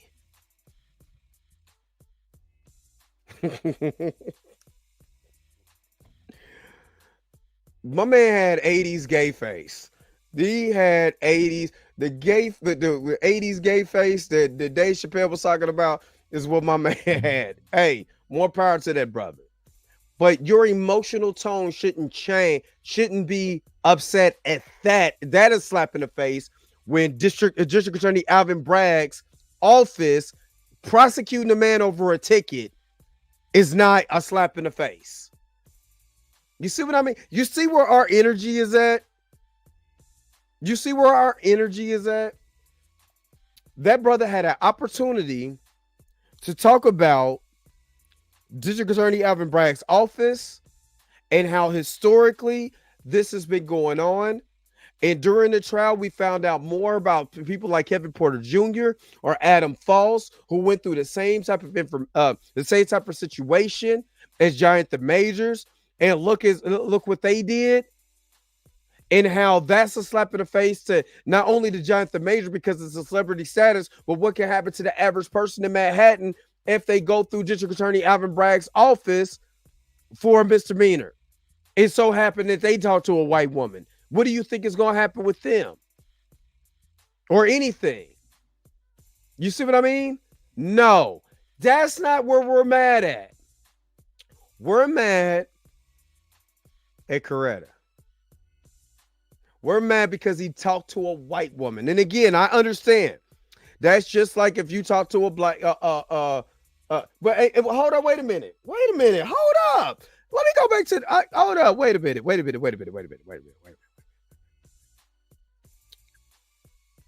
Because I understand where that word is at one comment at. This Mrs. Selector. And I get that. But how many black women are looking for a white man like Travis Kelce because he got swag? And they be looking for a brother with a white brother with a little swag to him, a little this, you know? And it's been plenty of conversations from black women like, oh, you ain't got enough swag. I need some swag like Travis Kelce. I mean, you gonna get you a white dude, get one like Travis. Travis got a little, I bet he put it down. Look how he be dancing. So you want a white dude to act like a black dude, but still have all the white aesthetics and the white privilege. But a man that wants a white woman to have the character of Michelle Obama or Coretta Scott King got ridiculed.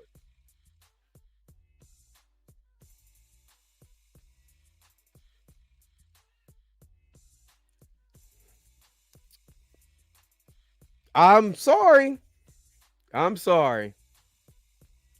No, it's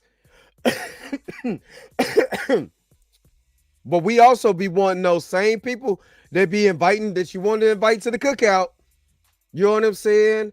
When stuff happen in the black community, they can be at the cookout, but they sure don't speak on the behalf of black people or the things that go on in black society. You see what I'm not saying you're right or wrong. I'm not saying I'm right or wrong. I want to bring up a conversation. I want to have this conversation because we treat black men who date white women differently. This is why that brother's being attacked versus what I showed you earlier when all these other black women who are married to white men, but talking about white society and white supremacy and how the white man is wrong and this and the other. Like, I'm trying to make it make sense to me.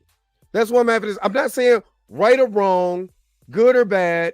I want to have that conversation. That's why I'm bringing this up. They want the Paul Wall. Yeah.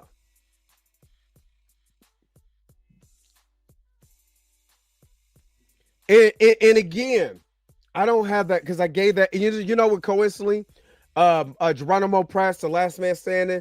You know, I gave it to a white dude in my job because he wanted to talk to me about. He wanted to learn more about the Black Panthers because of what he heard about them. And I say, you know, I just finished this book. Here, you can have it. Geronimo Pratt, Last Man Standing. Brother at my job still got it. He was like, man, you know, I still got your book. You can keep it. I read it twice. But again, like I said, COINTELPRO took a lot of Black political figures and made stories about them. Made stories. They fabricated so many lies. And they did it on purpose because it was the easiest way to bring doubt to the Black empowerment movement in the 1960s. They said what was the Patty Jenkins bus, I believe, that they said Afeni Shakur and I mean not Afeni, Assata Shakur and a bunch of Black Panther Party was gonna stop this bus and blow it up and made all of this stuff up. Y'all literally have to. There's so many different. Assata Shakur's book is on. I still got that on my Kindle. You know what I mean? Assata Shakur's book. Go read those books. You know what I mean? Angela Davis's books, man. It was political. So if y'all really believe that Martin Luther King was out here cheating on Coretta when his life was in danger, y'all crazy. Y'all are crazy. And people who run with that narrative is the uninformed and the disillusioned.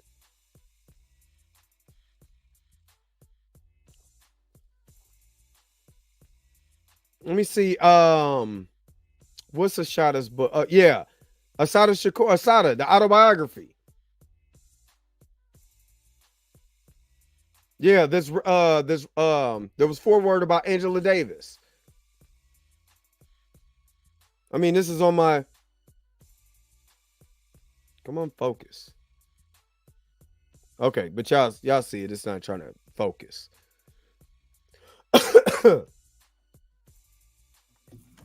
I told y'all this book. So you know how what people thought about us. So that's what I'm saying. Is understanding how detrimental Van's commentary is. How detrimental that brother, the pace, the one guy with the, you know, the brother who was just on here saying that a man with, you know, this, that he's incongruent in reality because he used a historically Black name as a reference point. You know what I mean? So let me get some of y'all stuff. All right. Where am I at? Okay. All right. So what do y'all think? Hopefully I made my point on this. Did I get shut down yet? I ain't been shut down yet. I can't believe I ain't been shut down yet. Hold on, what is it? You can't expect. I'm not picking on you. You just, that picture is killing me. You can't expect white women to be on code when you date them. The onus is on you to choose better. Do we say the same thing about white men? That's the question. Do we say the same thing about white men? I should. Yeah, you know what, Nerdy Boy, I am. Just certain books that I like. You know what I mean? Do we say the same thing about white men when sisters date white men? Do y'all say do sisters say the same thing? Well, you know, white men ain't gonna hold you down like no Black man. Or do y'all say something opposite? Is it more of tearing down Black men when it comes to talking about when a Black woman dates a white man? Do we normally tear black men down and uplift white men in that same instance? Because when I went over, just using the barometer of the comment section, there's two totally different conversations that happen when it comes to black men and white women and black men. I'm sorry. And if you can't see the conversation, you know what I'm saying? Yeah, it does. Tyreek Nasheed, you know, this is everybody. Let's be real. You know what I'm saying? But I'm not just talking about the Tyreek Nasheeds, the Dr. Umars, you know, those particular brothers. You see what they did with Dr. Polite or Brother Polite. I'm talking about in the average comment section. You know what I'm saying? When you see a white man that's nice looking, he's dating a black woman, you know what I'm saying? They having a good time or whatever. Do they have the same vitriol given to that couple than it is to a black man dating a white woman? And the reason why we're having this conversation with Jonathan Majors, because he's been unfairly treated because of who he dated, but we don't do the same thing to black women. That's the conversation. That's the conversation that because if we can't acknowledge that there is a difference and that there is a biasness within ourselves, then we can't be surprised when black men and black sisters, especially in the gay community, when he brought up Coretta to that white woman.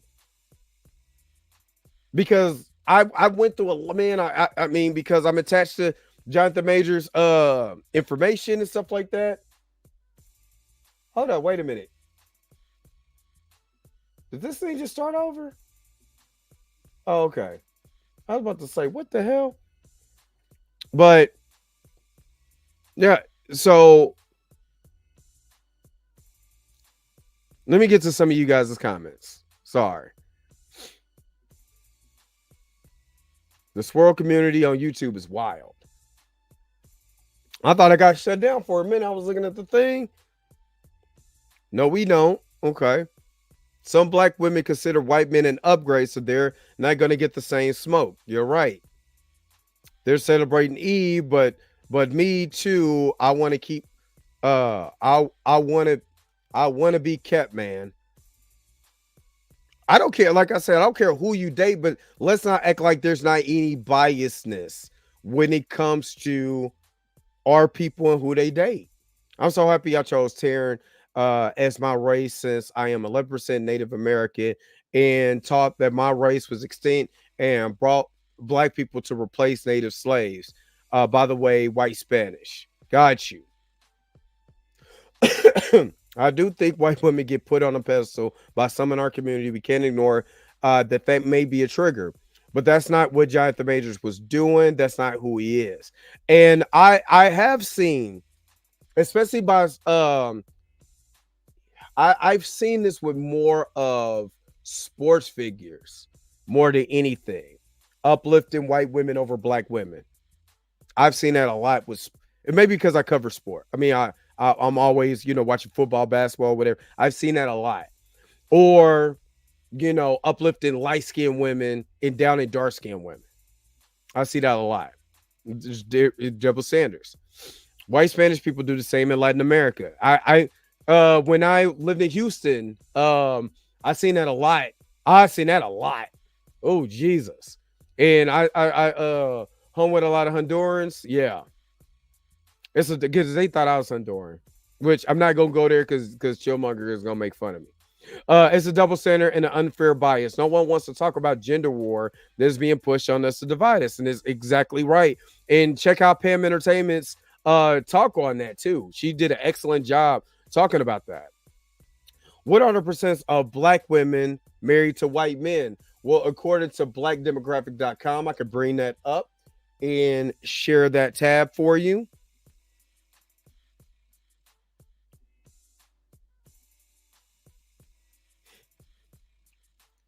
93% of black women have black husbands. Only 4% date white men. 4% date white men, 2% date Spanish or Hispanic, and 1% is other, according to their study. So, but black women are they're the larger portion of our community than black men. So, all right, so let me remove that real quick. Most of us date out for different reasons than black men who date out. Y'all are in a surplus while we are in a deficit. If you can't find one good black American woman, you aren't looking.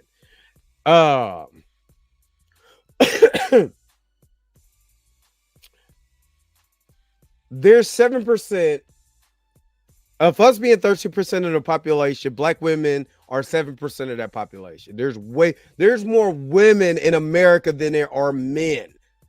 Period. There's way more women in America than it is men, but there's way more black women than it is black women. So there's a surplus. There's plenty of black women just out there. Plenty of black women. You just got to find, if that's what you're looking for, that's what you got to find. Now, there was articles and stuff like that was geared towards black women diverging. There's a whole movement about black women diverging. You know what I mean? Duck Tyrone and get Tim. You know? So there's a whole movement to that. And I know that you would say, well, there's a movement for the passport bros. This is all that causes a divide within ourselves. That's why I'm bringing up the fact is that why we don't have the same smoke. Either we gonna have the same smoke for both or leave each other or leave the whole interracial thing alone.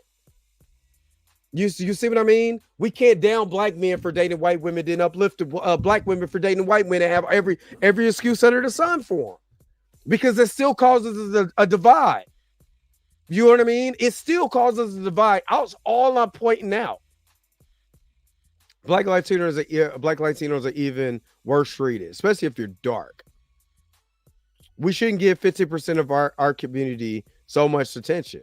I do, but that 15% is still loud. It's like if you got that, you ever got some bananas and you had that thing for like a day and a half, you go get the banana and you chewing in it, you about to start peeling it, is that one brown spot, but you really want the banana, and sometimes you gotta cut, you gotta identify the issues so we can talk about creating solutions. If we don't identify the problems, how can we really focus on the solutions? My mouth is getting dry. Miss Succulent, that's a false narrative. There's plenty of good black men out here. Choose better. We have been brainwashed to think white is superior. We have. Black men have the lowest success rate of interracial marriages. Huh? Black women have the highest rates of success when we marry out. I mean, if we look at the divorce statistics, this is what I'm talking about. If we look at the divorce statistics, all of us ain't doing good. Doesn't matter who you marry. The divorce rate is high in America. And you know the number one cause for divorce in America has nothing to do with finances. Nothing. It's incompatibility. Marrying somebody that you're not compatible with. Because we want to get married and we want the marriage. We don't want we want the wedding. We don't want the marriage. We don't want to sacrifice. We don't want Corettas because we're too busy trying to marry Cardi B's. Because if I say Megan, y'all gonna get mad. I like Megan. Megan's sexy. But you know what I mean? God bless America. Feel blessed. But that's the problem. We're over here so busy pointing the finger where if you shouldn't have been dating white women. Girl, go ahead now. You done got you a nice white man. He treats you well. better than Tyrone. You see the double standard? That causes this. We're too busy causing this and not doing this because of who we decide to date or whatever the case may be. Being a white adjacent is the saddest symbol to people being brainwashed. It's color. And colorism is a root that's caused within us. The smoke can be different. The smoke can be different because now I believe that that's an excuse. That's an excuse. How is that an excuse? Well, let me tell you. It's because if you have beef with a black man dating a white woman, but you don't have the same smoke for a white woman, for a black woman dating a white man, you're showing your biasness, which is a problem. The reason why Jonathan Majors is getting attacked online and all of that stuff, because it shows our ignorance and our biasness. Sorry, it is what it is. Gender wars was created to destroy us. Gender wars are not a natural part of our community. It's not, because for what I understand, is this like a Jonathan Majors channel? Well, if you say that, but it's not. It's the Dre Mack Show.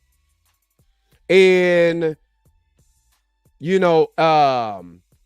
can most definitely tune into my Black Panther coverage. Black Panther coverage got about 300 and something views.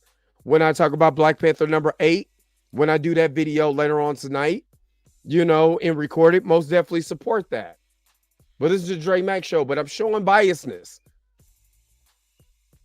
So, nobody special? No. It's not the Jonathan Majors channel. But thank you for your comment.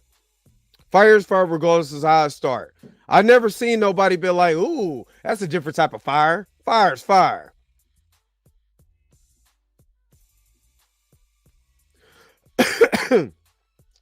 No more cause of divorce is marriage. Oh, that's funny. Has the Coretta outcry from Jonathan Majors died down yet? Every time I look up, Jonathan Majors is always about a fellow black girl men YouTubers thinking Megan is going to leave Jonathan Majors because of his comment. Like, what the fudge? I haven't, the conversation is starting to die down a lot. This is just, I'm covering this because that live got shut down. I didn't get to cover what I wanted to cover on the full interview. And I wanted to recap, since I'm now feeling better, some of the things that I didn't get to cover.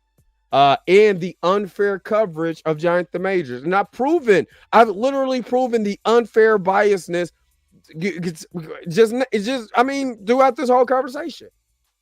We have to get past all these petty arguments and work on us as people. These things are a distraction for what really is going on. And exactly while everybody was mad at Jonathan Majors' interview, Donald Trump won the Iowa caucus.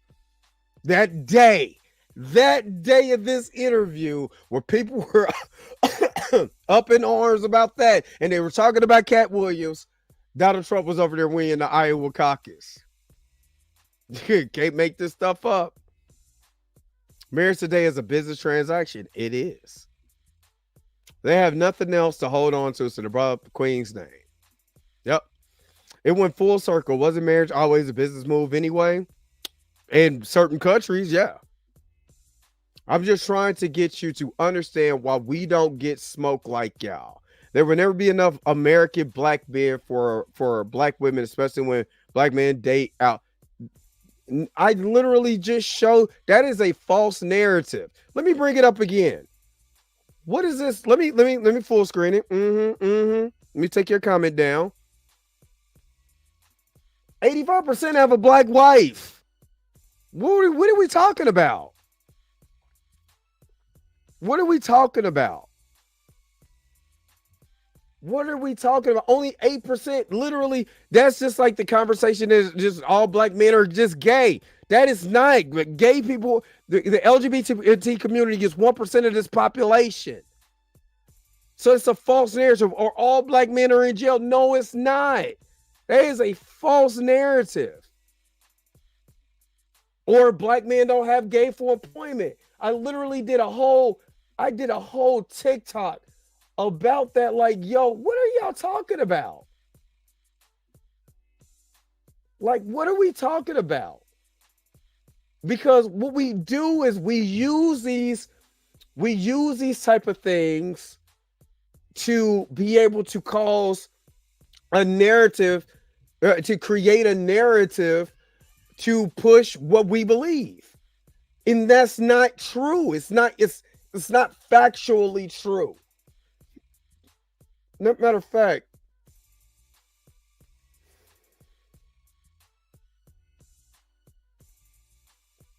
let me find.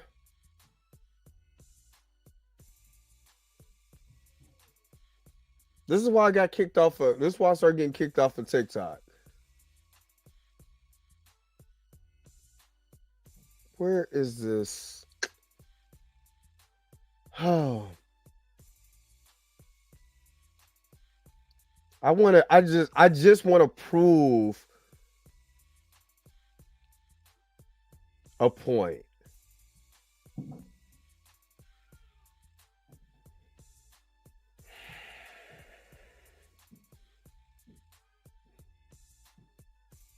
Where am I at? Where am I? God, I made a lot of TikTok videos. Hold on. Because I don't want to repeat. I just want to play it.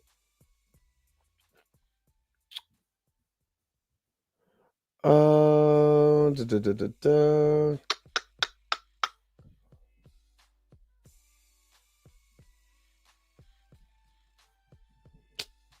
Lord. Let me see. And oh yeah, since I'm at it, don't forget to tune in next Saturday. If you are with the members only chat on next Saturday. Don't forget to check that out.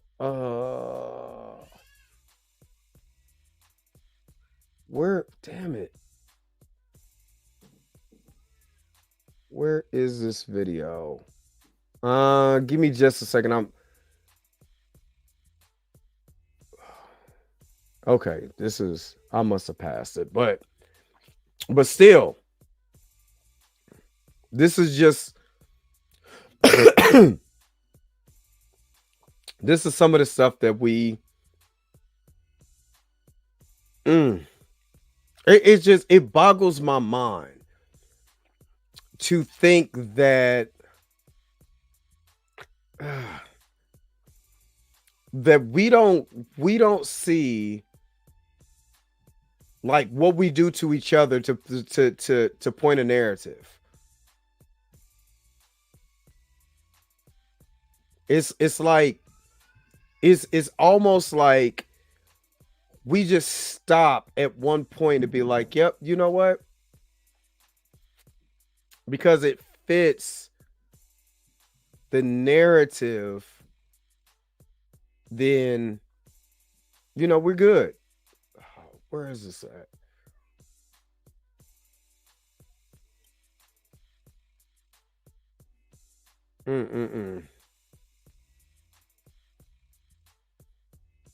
And I want us to show what we do to each other.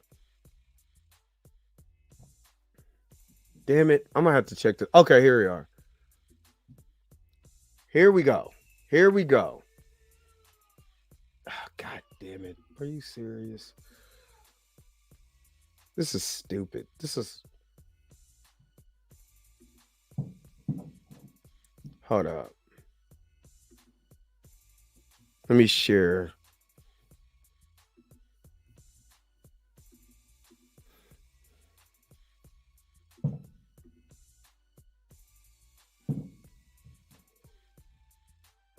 Come on now.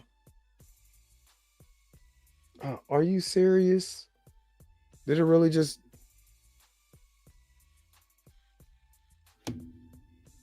It's not going to let me... Not going to let me show my video? Oh, okay. Hold on. I'm going to have to take this off.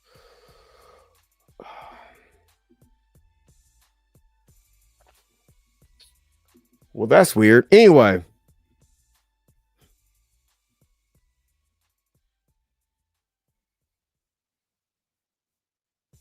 I do need some tea. You ain't lying. I need some tea. You say Herschel got his TikTok revenge.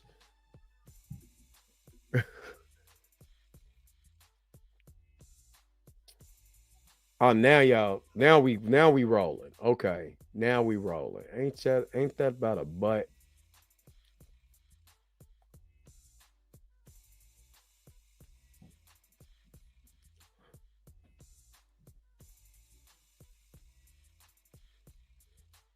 All right. Let's get to.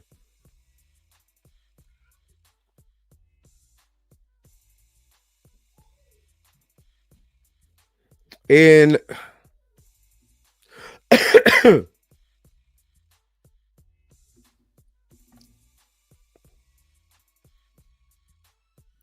hold on, wait a minute. If 85% men marry us, wouldn't we be a matriarch?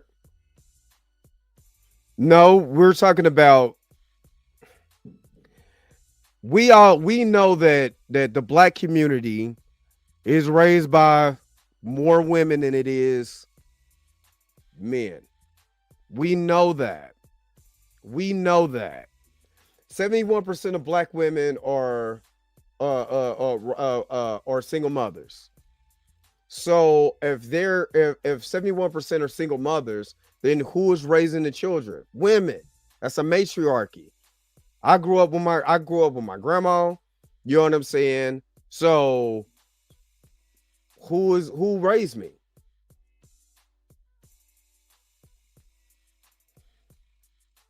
Okay. There we go. And this is my girl Michaela. This is my homegirl. My man Blue know her.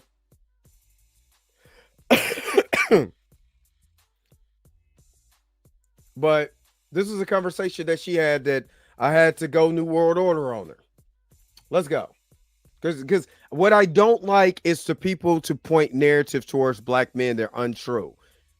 And I'm going to defend black men, especially when it's untrue. Black men aren't going to college and graduating. This significantly reduces their ability to get legal employment that can increase their income. The following announcement has been paid for by the New World Order. Sis, I love you. I'm going to have to disagree with you on this one.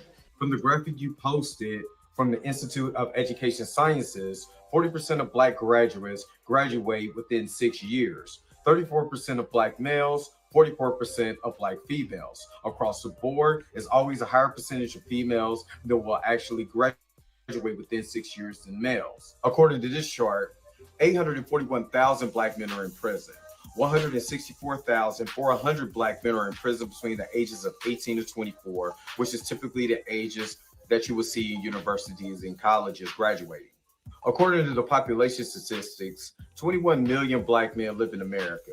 If we look at that 841,000 black men that are locked up, there's literally less than 4% that are actually locked up compared to everyone else. 69% of black men are in the labor force. 89% of the labor force is occupied by black men. It's only 21% that's below the poverty level, but there are black men that are actually working. This actually disputes the actual notion that black men are just locked up and they're not getting gainfully employment. And again, I'm not taking anything away from what you're saying. What I do want to dispel is a narrative that black men are not out here working and trying to get gainful employment and trying to improve themselves. So I'm not mad at you. Just want to let you know we can always vibe higher. And that's all I wanted to say. Like it's so much narrative when it comes to our people that we ourselves push. And if we can get out of the narrative pushing within ourselves and understand where we're at and how we can grow, then she did say that. She did. You gotta You got to see the whole entire video. I'm the one who made the video. I know exactly what Michaela said. I know exactly what she said. Because she was making the narrative that there was more, there's people that's not getting gainful employment, they're locked up. She was pushing the narrative. What I'm trying to get you to understand, stop pushing these narratives to fit your bubble. Stop pushing the narrative. Stop saying, and I'm saying the same thing about black men. Stop pushing the narrative that there's not good black women out here. You know what I'm saying? Some of us, I'm gonna be real, some of us gotta stop acting like little bitches and stop crying all the damn time. We have to be able, that is the entire video. You can go leave this video and go to Michaela's video over on her TikTok. mi.kaelia. And you can you could go back and watch the video how many times that you want to. That was the entire video. But again, this is TikTok. So anyway, but she didn't argue back with me. So you can go and watch it. But anyway, my biggest thing is that we got to stop pushing narratives, because all of us like to, when we push narratives, right? We push narrative, we make ourselves feel good. We take the responsibility off of ourselves, right? The accountability that I need to do, and we go push that on somebody else. Well, black men out here, they just dating all white women, so there ain't no good brothers out here because they with the white women got them. Oh, they all gay. But not saying, you know what am I doing to self-improve myself? Maybe I need to love me before I start loving somebody else and start getting into these relationships. Maybe I need to stop getting into situationships. Maybe I need to start looking at men, stop looking at them as a check and more as a human being. Maybe I need to stop looking at women as just something to go pump every time that I get horny. You know what I'm saying? And look at women as human beings. Value their opinion. Understand that they go through things like I go through things, and try to understand both of our problems and try to be able to create a solution from those things. How about that? How about it start looking at, we come from the same demographics, the same problems, the same everything. So maybe, just maybe, I should stop, looking at all the hardships I'm going through, like me, and start looking at our entire situation like, damn, maybe we all go through something that we need to take a look at and try to be able to fix. Instead of looking at me, look at me, I'm a victim. And stop playing victim and start fixing our problems, because there's solutions to every problem, but we are not taking the accountability to go fix them, men and women.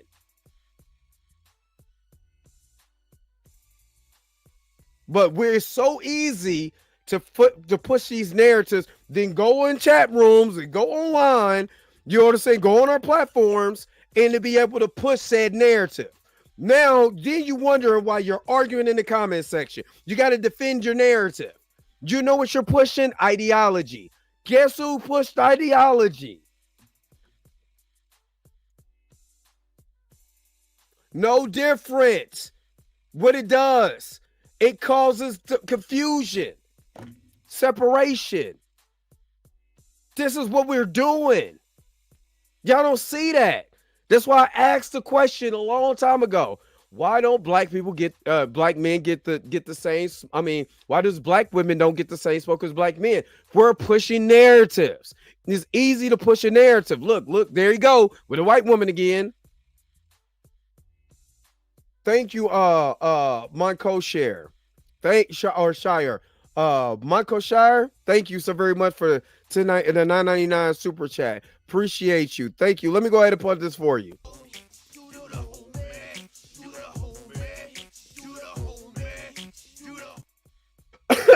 The homie didn't say gay. I do the homie. Oh man. But do you understand what I'm talking about? Like, the good black men get called corny. Let's keep it real. The good black men get called corny and dorky. You know what I'm saying? He ain't got enough swag. So the Travis Kelce's look better because he can dance. Dude that I'm talking to ain't got no swag. He ain't got this. He ain't got no hood in him. Y'all done listen to that Beyonce, that Destiny Child song a little too much. If his status ain't hood. So if a guy comes off and he likes anime and, you know, he's into comic books and stuff like that, he gets treated like a dork, a clown. You know what I'm saying? Because he ain't out here doing, you know what I'm saying, hood rat stuff with his friends. So there's good dudes out here, really good dudes. You know what I mean? Good dudes who ain't out here in the streets. You know what I'm saying? Who ain't out here, you know what I mean? That you know, who ain't trying to terrorize the neighborhood. They collect toys and stuff like me. You know what I'm saying? They out here watch, you know, they want to watch anime with their girl and go do cosplay. No, I would love to do that. I would love to cosplay and go out and do all of that stuff, right? They rather go do that.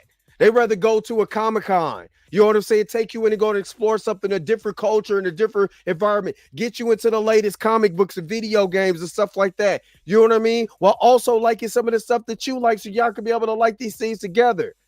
You know what I mean? Or not even that. Maybe they want to sit down and read books with you. You know what I'm saying? They want to think on a higher level. But that's corny. That's dorky. I started my channel for the person. Is this a Jonathan Major channel? No, this is a nerd channel. Comic book movies and stuff like that. But I got to address, because I wouldn't be who I am if I can address comic books and I can talk about, you know what I'm saying, Black Panther and Deadpool and all this other stuff. But then I can't have a real conversation with the people that I rock with in a way for them to understand that, yes, I love comic books and all of that. But when it comes to these serious issues, I know that too. And that we need to be able to start bringing ourselves back together. You know what I'm saying? Instead of separating what we don't understand or what we think is dorky and corny and all this other stuff. You know what I mean? I'm going to stop preaching.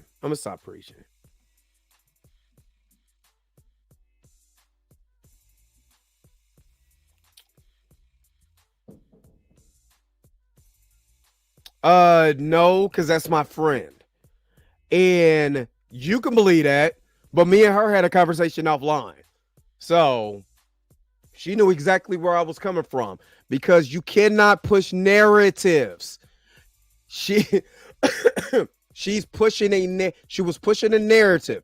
I'm talking about, if you listen to what I said we got to get out the narrative pushing. We got to stop pushing the narrative that black men ain't out here doing this, that, and the other. That's why I said, no disrespect, but we got to stop this. Because if you make video after video after video after video after video disparaging black men, I'm going to say something. That's what the conversation was about. You don't know me. You don't know her. You don't know the personal conversation that me and that woman has had. She's really good. I didn't get she from Jacksonville. You know what I'm saying? Out of Duval. Is that Duval? Yeah. You know what I'm saying? I know her personally. Been on my show. So you don't know who she's talking about. That's a good assumption. That's not it. That ain't it. So anyway, you can do whatever they want. Everything at drill, man. As I get, hold on, wait a minute, Robin. I've been missing all of y'all. My bad. As I get older, I realized that I wanted substance, and some of those dudes were considered weird and corny. But I love that now, because so. In Robin, when I was I'm you know, I don't know if we're roughly the same age or around the same age, but when I was growing up, right, you know, I used to even in like middle school or high school, I still came home and watched cartoons. You know what I'm saying? Dragon Ball was really hot, and I know that you know, like, anime is a real big thing now, but back when I was growing up, you know what I'm saying, in the 90s, you know what I'm saying, Dragon Ball, it was Dragon Ball Z. come home, we watch a Dragon Ball with Cowboy Bebop, Eon Flux, all the, you know what I'm saying, the Japanese, we into that stuff. So we're coming to school, or we are in a wrestling, so we doing the, you know, the suck it chants and all of that stuff, right? And we got called weird and corny. You know, we'll be talking about you know, comic book characters and stuff like that. They looking like, man, ain't nobody trying to do that, because I grew up in the hood. You know what I mean? And even the hood dudes low-key like some of that stuff. You know what I mean? But to keep their, you know, I gotta be this, that, and the other status, they wanted to they didn't want to show that side. Even me, I did not want to show my nerdy side until I had no choice. But I'm like, man, skip y'all. And just like, you know, I got dismissed because of what I'm saying in my atmosphere. Because I got toys and all of this stuff around, comic books, you know what I'm saying? All of this stuff. But I'm diverse. And I got treated differently unless I act a certain way. So I start suppressing all the stuff that I liked to play this role, to get people to like me. And I said, after a while, I said, get damn that. I wasn't about to do that no more. I got to embrace my nerdy side. I got to embrace. Why? Because I'm not getting in trouble. I'm not out in the clubs or anything like that, because hell, there's toys to buy. You know what I'm saying? There's toys and comics to buy. I don't want to be out in the. I don't want to be out in the streets. What is in the streets? What is literally in the streets? You know what I mean? When I could be able to increase my Transformer collection, or my Turtles, or I could read. You know, I could sit at home and dive into fantasy. This is why I love comic books so much. But no, that was considered corny and dorky and all of that. You know what I mean? Most people don't like that type of stuff. Preach, preacher. You see what I mean? I think I'm about to wrap this up too. And I did. And I personally devalued who I was, just please the aesthetics of everybody else, because what people expected me to be. They like, oh, you a pretty boy. You know, I'm expecting you to be, you know, fly and be like this and be like that. And I'm a total goofball. Total goofball. Love to have fun. Love to talk about comics and all that stuff. You know what I mean? There's stuff to buy. You know what I mean? And I didn't want to be out here in the streets like that. I've been in the streets. That's why I don't want nothing to do with it. And I didn't want, and at first I did not want to embrace my nerd side in that, because the way I was treated. When I did, they were like, wait a minute, you like toys? You like, yeah, not the toys they was thinking of. You know what I mean? You know what I mean? You know, they're like, oh man, you got all this stuff. I'm not taking you seriously. My brother was the same way. And me and my brother had long conversations about, man, embrace who you are. No, let me just say, don't piss me off. Then all bets are off. But this is just what I went through. So I understand, you know, that certain women don't like certain dudes because they don't have that street mentality or whatever like that. You know what I mean? Or they, you know, I mean, I know it like I know the streets. I don't want nothing to do with it though. And I'm okay with that. I'm too old now. Not too old to be trying to hit the streets and be, nah, hell no. The streets is nobody's friend. My sons have zero interest in the street. They're grown ass men. I'm grown. I got grown boys myself. I don't want nothing to do with that. I'm good.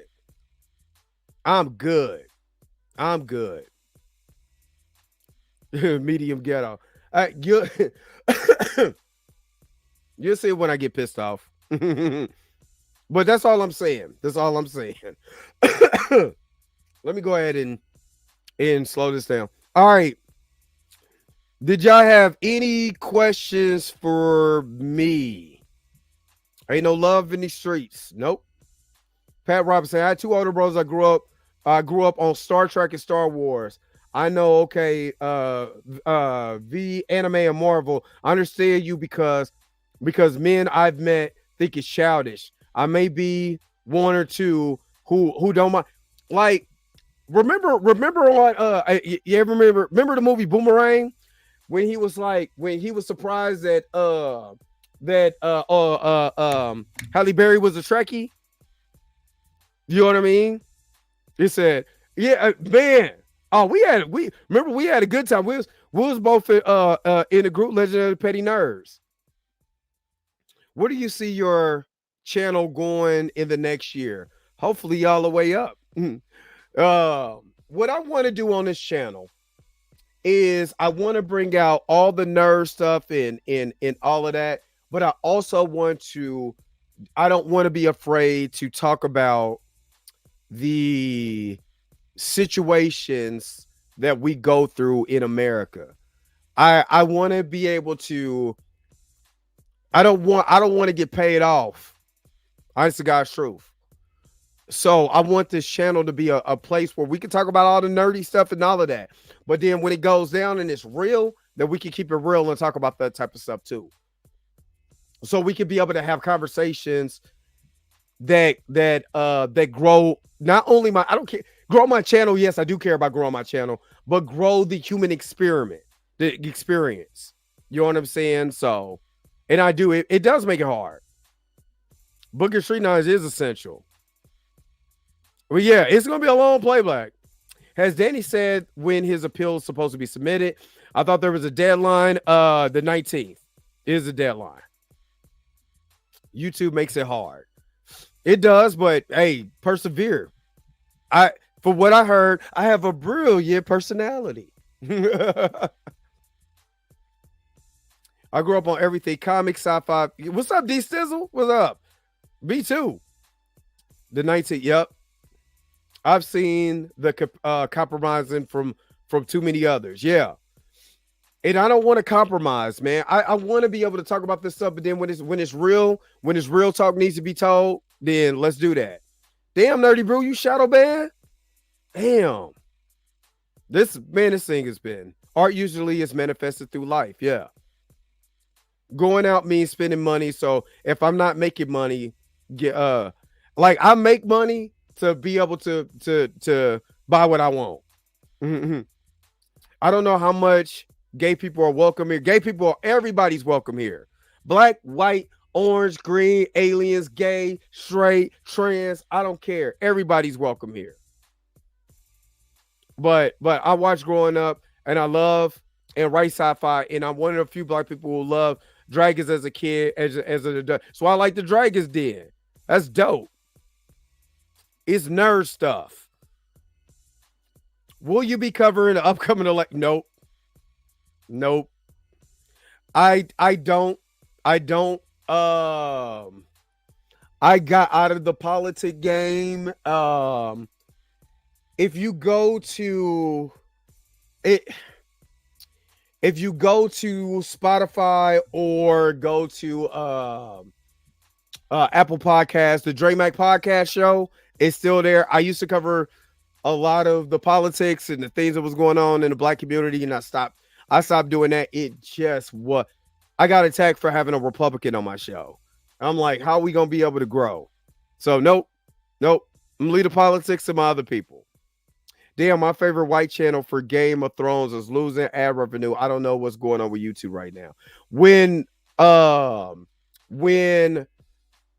of the Dragon starts back up, I'm on it.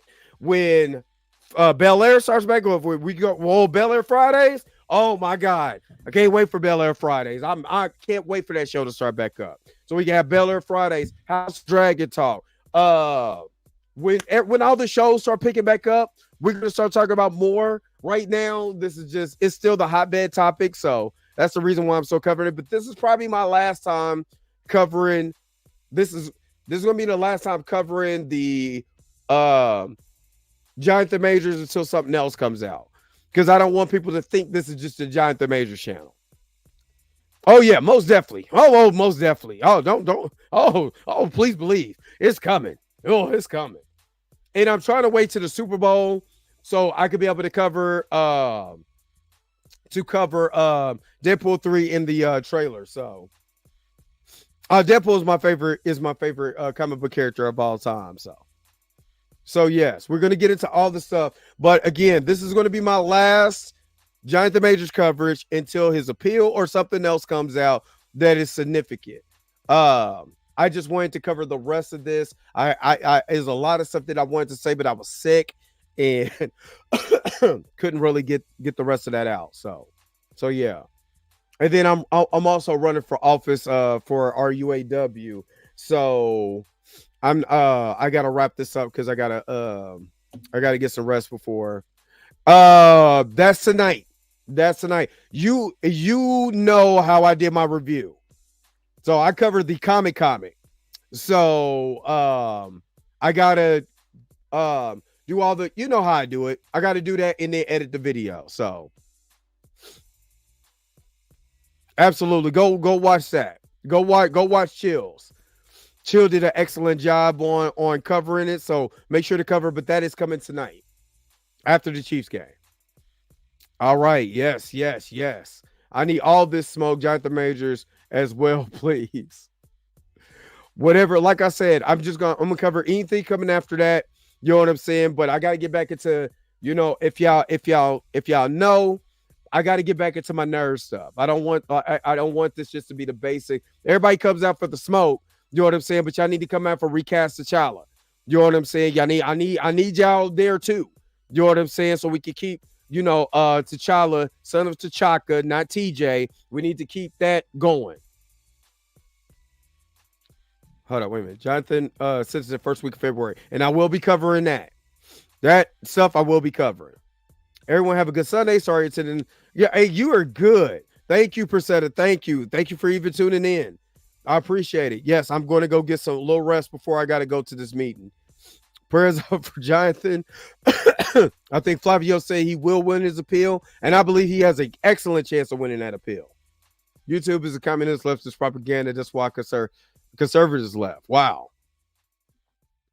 Buffalo is about to get calls by the referees. We gonna see. If Blue ain't on my ain't on the show Monday, you know why. Nah, I'm playing. February 6th. Okay. Yeah, we gotta get back to the nerdy stuff. We definitely need a new Black Panther. Absolutely. Got to get back to the nerd stuff. So I can't wait for all the new shows and stuff to start coming out. I'm an independent thinker. And I believe Jonathan Majors is innocent. I believe he's completely innocent. I wasn't part of the recast at first. Now you see what they did. They done with Chad. With the character of T'Challa. Yes, Black Panther, run that back. We need black male representation in comic books, and we need the ultimate number one black superhero. We need Black Panther. What are your thoughts on the new X-Men, and do you think Storm will be good? Actually, I was reading Storm. I haven't been to my local comic shop in a month, and I need to go pick up a month's worth of comics. Golly, that's gonna tear my ass to pieces. But yes, the new Storm comic is great.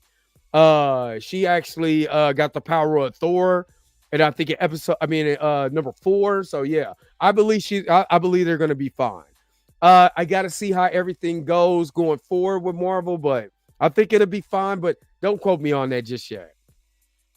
I'm getting on board. Representation, exactly. I found you in this community. I'm never leaving. Recast. Thank you, Rob. I really appreciate you, though. I really appreciate all you have done. I really do. Refusing to recast is highlighting their hypocrisy and many other. It's just a lot that's going on, and that they got to change. They better lock up X-Men tight, or I'm going to be pissed. They better do something because, oh Lord. And again, check out Chillmonger. Hopefully one day, when I'm not giving my blood, sweat, and tears to the man for money and being at work, that I could get on with Chill and the rest of the guys, and we could talk about Recast T'Challa. Yes, Robin has been amazing her, Gray, and the other people. They've been amazing. I thank them for all what they have done. So yeah, let's go ahead. Let's get ready to wrap this up. I thank you guys so very much for tuning in, but you already know what it's time for. Yo, the sign is real simple, B. It says wrap it up. Wrap that shit up, B. We got to wrap it up. Again, thank you so very much. Jeez, got to get that cough medicine. Oh, Lord. Erica Dixon, thank you. Y'all not gonna. Lord, thank you so very much. Lord, I love y'all so much. Y'all have no idea. I love y'all so much. Oh, thank you. Thank you. Thank you. Thank you. Thank you. I'm trying to figure out which one I want to play. Thank you so very much. Let's go with this one. Now you're looking at the world's richest man, and I'm black. I got to pick some new ones, but I thank you so very much. All of y'all gonna get the cooties. Hi. But I appreciate you, Erica. Thank you so very much for the super chat. I don't always got to stream on Thursdays. I can get you on we got to do something, man, because we got to talk about recast the child. That's the next. Honestly, that's the next. Matter of fact, since y'all on, everybody that's sitting here, that's the conversation we need to be talking about. Recast T'Challa and why black representation in comic books is very, very, very vital, but it starts with recast T'Challa. So that's going to be the next wave. That's going to be the next set of videos. So that's not starting no mess. That's being real. That's being real. You're absolutely right, Dragon. We need that. We need that. We need dark skin. We need dark skinned women in these roles. And there's plenty of them. Plenty of them. Dave is my guy. I gotta pick some more thing. It's she. Thank you for becoming part of the crew. Thank you so very much. And next week, the crew members only chat, boy, gonna slide somebody, cash up somebody $50. So make sure that you are part of the crew. Thank you so very much. Let me go ahead and People call me the fundraiser. They call me that because that's what I do. I raise funds. It's the fundraiser. Because I raise the fun. F-U-N. Thank you being part of the crew. He said, I'm about to join, damn it. Like I said, I'm gonna have a hat. Everybody that's a member, I'm pulling them randomly, shake it up, pulling name out of the hat, and whoever shooting them $50 out of my own pocket. I appreciate y'all. Go ahead and join, Erica. Go ahead and join, be part of the crew. Especially, I can't wait till we start talking these shows again. There's nothing good on right now for me to really talk about. So, not this, you know what I'm saying, on the nerd side. You know what I mean? So, the next show comes out. Oh, most definitely in the mornings. If y'all haven't been a part of them in the morning shows, most definitely be a part of those shows. Brady shirt. I'm being scared. Jesus Christ. With Blade, we might have to talk about that. We're gonna have to talk about Blade and what they're doing and all of that. On matter of fact, we'll talk about that in the morning. We'll talk about that tomorrow morning. All right, let me get ahead and get up out of here. Thank you so very much for tuning in to another episode of the Dre Max Show. Don't forget to like, share, subscribe. Don't forget to hit that bell notification so you never, ever miss one of my videos again. Until next time, I'll let you guys later. Peace and bye-bye, y'all. I need to get some chapstick on my lips. My lips are dry. Where's my outro at? Wait a minute. You're telling me the video's over? What? Huh. Okay, I guess so. If you have came to this portion of the video, thank you so very much for sticking to the end. Don't forget to like, share, and subscribe. Don't forget to hit that little bell notification so you never miss one of my videos. And if you really want to, you don't got to, go ahead and follow the social media links that's down below. Until next time, I'll let you guys later. Peace and vibe higher, y'all. Y'all take care of yourself.